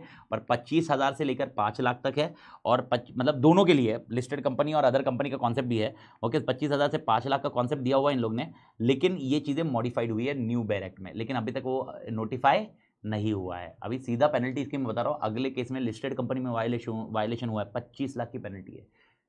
25 लाख तक नहीं, 25 लाख सीधा, फ्लैट 25 है। और अदर कंपनी में 5 लाख सीधा। अभी कैसा है? अप टू लिमिट्स है, वहां पर नहीं है, आगे नहीं है, बस खत्म स्टोरी। मेरे ख्याल से 188 का कॉन्सेप्ट क्लियर है मालिक? Any doubt with 188? पक्का? तो 188 में अभी अपने को एग्जामिनेशन में क्वेश्चन क्या आएगा, लास्ट आंसर बता रहा हूँ अपने को एग्जामिनेशन में। ओके, इसमें से कुछ ट्रांजेक्शन दिए जाएंगे, ये नाम दिया जाएगा। एक इस साल में बताई जाएगी कि एक लिमिट, एक इतने ट्रांजेक्शन सुमित के साथ हो गए, 4 करोड़ के हो गए, और अब सुमित के साथ 8 करोड़ के ट्रांजेक्शन किए जा रहे हैं। तो मिस्टर अमित प्रोसीजर क्या फॉलो करना चाहिए ये बताइए। तो आप क्या बताओगे? बोर्ड अप्रूवल लेगा जिसके लिए नोटिस देगा, तो आपने पूरा कंटेंट ऑफ नोटिस याद रखना होगा। और उसके बाद बोलेगा अगर ये लिमिट के ऊपर जा रहा है इसलिए ओआर भी पास करना होगा, इसलिए कंटेंट ऑफ जनरल मीटिंग का नोटिस भी याद रखना होगा। इसमें दोनों आंसर रटने होंगे। और उसमें आपको ये ध्यान रखना होगा, ये भी लिखना होगा, अगर सुमित रिलेटेड पार्टी है जो जनरल मीटिंग में बैठा हुआ है तो वोट नहीं करेगा, और अगर उसमें 90% है तो वो उसमें सब वोट करेंगे। ये आंसर होना चाहिए आपका। मैं आपको बता रहा हूँ 188 ये सब मर्ज करके आंसर बनेगा भाई। मैंने सेपरेट करके पढ़ाया ताकि याद रखने में आसानी हो, लेकिन ये मर्ज करके आंसर बनेगा। अब one of the biggest problem क्या होगा आपको, ऐसा ये बिगेस्ट प्रॉब्लम नहीं, मतलब शांति से समझना, ये समझ गया तो आंसर कैसे लिखना समझ गया, और उसके बाद आप बोलोगे कि भाई 8 करोड़ के लिए हमें इसने लेना चाहिए, और ये भी लिखोगे 177 से 177 की वजह से ऑडिट कमेटी का अप्रूवल भी चाहिए। ठीक है, डन मालिक, पक्का? ओके। अब और एक क्वेश्चन कैसा आ सकता है, सुमित के साथ 8 करोड़ का ट्रांजेक्शन किया जा रहा है। ओके, 4 करोड़ का ऑलरेडी हो गया था, 4 करोड़ में अप्रूवल सब लिए थे। ओके, सुमित के साथ 30 सितंबर 2020 को 8 करोड़ का ट्रांजेक्शन कर लिया, 30 सितंबर 2020। ओके, ये 8 करोड़ का ट्रांजेक्शन एंटर कर लिया और बोर्ड से पूछना रह गया, बोर्ड से अप्रूवल नहीं लिया। What mister Amit should do in this case? समझा? तो अभी आपका सजेशन क्या आएगा? सबसे पहले तो आप ये लिखोगे, सेम आंसर सेम, इसको फिक्स करो, ये रटने का, लिमिट्स याद रखने की। ठीक है, ये होने के बाद आपको अप्रूवल्स लिखने का, रट लो। ये प्रोसीजर ऐसा होना चाहिए, पहला लिमिट्स, मतलब ट्रांजैक्शन कौन से, उसके बाद लिमिट्स। ये याद मत रखो, ये तो खाली अपने को उधर क्वेश्चन क्रैक करने के लिए चाहिए, बाकी नहीं चाहिए। बाकी ये रटने का, इसके बाद लिमिट्स लिखने की, लिमिट्स लिखने का, उसके बाद अप्रूवल लिखने का, उसके बाद बोलने का अगर ये नहीं हुआ तो सेक्शन का वायलेशन होगा। सेक्शन का वायलेशन हुआ तो पेनल्टीज क्या होगी? पेनल्टीज में सबसे पहला मेन पेनल्टी वाला पॉइंट है जहां पर लिखा है कि ये वॉइडेबल हो सकता है, लेकिन 3 महीने का ऑप्शन अवेलेबल है, 3 महीने का विंडो अवेलेबल है। तो मिस्टर अमित के पास अभी भी 30 सितंबर से लेकर 30 अक्टूबर, 30 नवंबर, 30 दिसंबर, टिल 30 दिसंबर अगर अमित बोर्ड रेजोल्यूशन पास करके अप्रूवल ले लेता है और उसके बाद जनरल मीटिंग में, क्योंकि लिमिट्स के ऊपर है इसलिए ओआर पास कर लेता है, तो यहां पर अमित बच जाएगा, मतलब ये ट्रांजेक्शन वैलिड होगा। नहीं तो कंपनी के पास ऑप्शन है कि ये कंपनी, मतलब कंपनी में बोर्ड ऑफ डायरेक्टर के पास ऑप्शन है या जनरल मीटिंग में मेंबर के पास ऑप्शन है कि ये ट्रांजैक्शन क्या कर सकते हैं, वाइड कर सकते हैं। और इस केस में फिर अमित को ओके प्रोसिक्यूशन भी हो सकता है कंपनी की तरफ से, ओके डिस्क्वालिफिकेशन अट्रैक्ट हो जाएगा। और उसके साथ में अगर ये लिस्टेड कंपनी है तो 5 लाख से 25 लाख, ओके, और अदर कंपनी है तो यहाँ पर 25,000 से 5 लाख, मतलब 1 लाख से 5 लाख और 25,000 से 1 लाख, ये कॉन्सेप्ट रहेगा। बस ये आपको रटना होगा, बस समझ में आ गया? 188 यही आएगा, इसके अलावा 188 में और कुछ नहीं है। हाँ एग्जाम्शन है, ठीक है, पर एग्जाम्शन तो आई डोंट थिंक सो कि इसमें ज्यादा कुछ इंपैक्ट होना चाहिए मेरे ख्याल से। ठीक है, और 177 का मैंने कुछ भी नहीं पढ़ाया आपको, 177 अपन बाद में देखेंगे मेरे ख्याल से। आज के लिए मेरे ख्याल से this is more than enough. Okay, but I would suggest कि आज अच्छे से रीड मार के आना 184, 185 एंड 188। ठीक है, क्योंकि कल 184 बहुत भारी नहीं है, पर 184 इसके साथ पैरेलल ही जाता है। ऐसा नहीं कि 188 हुआ तो 184 आएगा या 184 होगा तो 188 होगा, वो पैरेलल जाएगा। तो पैरेलली अपने को क्या ध्यान रखना और डिस्क्लोजर कैसे करने होंगे वो अपन समझेंगे। तो ज़्यादा टाइम कंज्यूमिंग नहीं है, तो कल अपन फर्स्ट हाफ में ओके चैप्टर 2 खत्म कर देंगे और फिर चैप्टर 3 चालू करेंगे। तो उसके बाद देखेंगे कैसा कंटिन्यू होता है, उसके बाद कंटिन्यू करके खत्म करेंगे क्लोज। नहीं, no BR can be replace by OR, BR is must. Section का क्लैरिटी है, सेक्शन बोलता है बोर्ड रिजोल्यूशन पास करना जरूरी है, बस ये ध्यान रखना। मेरे ख्याल से क्लियर? ठीक है, और याद रखना। और मेरे को बताओ कितने ट्रांजेक्शन कवर है? 6। दिमाग में रखना, इसके अलावा भी ट्रांजेक्शन्स होते हैं। एग्जाम्पल मॉर्गेज, मैंने सुमित से कोई सिक्योर्ड लोन लिया, एक्स लिमिटेड ने सुमित से सिक्योर्ड लोन लिया, Sumit is related party, okay 80 lakh का सिक्योर्ड लोन लिया, मॉर्गेज रखा सुमित ने प्रॉपर्टी। सिक्योर्ड लोन लेते ही अपन किस में आ रहा है, 188 कवर नहीं करता। तो सर ऐसे केसेस में 177 इसको कंट्रोल मैकेनिज्म करता है। 177 में सिर्फ 6 ट्रांजैक्शन नहीं है, रिलेटेड पार्टी के कोई भी ट्रांजैक्शन, तो ऑडिट कमेटी के बिना पूछे वो नहीं हो सकता। आप समझे? तो 188 क्या करता है, 188 रूटीन ट्रांजैक्शन को देखता है, जो नॉन रूटीन ट्रांजैक्शन है। आप दिमाग में रख लेना, खाली 6 ट्रांजैक्शन होते हैं लाइफ में, ऐसा नहीं है। नॉन रूटीन ट्रांजैक्शन अलग, ट्रांजैक्शन मॉर्गेज का एग्जांपल है, मॉर्गेज रखा, ट्रांजैक्शन ही है ना सुमित के साथ, तो ट्रांजैक्शन का कैसे होगा, तो वो देखा जाएगा जब होगा तो। मतलब 177 उसको कवर करेगा, 188 तो कवर ही नहीं कर पाएगा, तो 188 में है ही नहीं ना मॉर्गेज। मेरे ख्याल से मालिक क्लियर? ठीक है, कल मिलते हैं मालिक, टेक केयर, एंजॉय जितना हो सके, समझा हो तो, होपफुली समझ में आ रहा होगा, होपफुली आपको भी समझ में आ रहा होगा कुछ कंटेंट।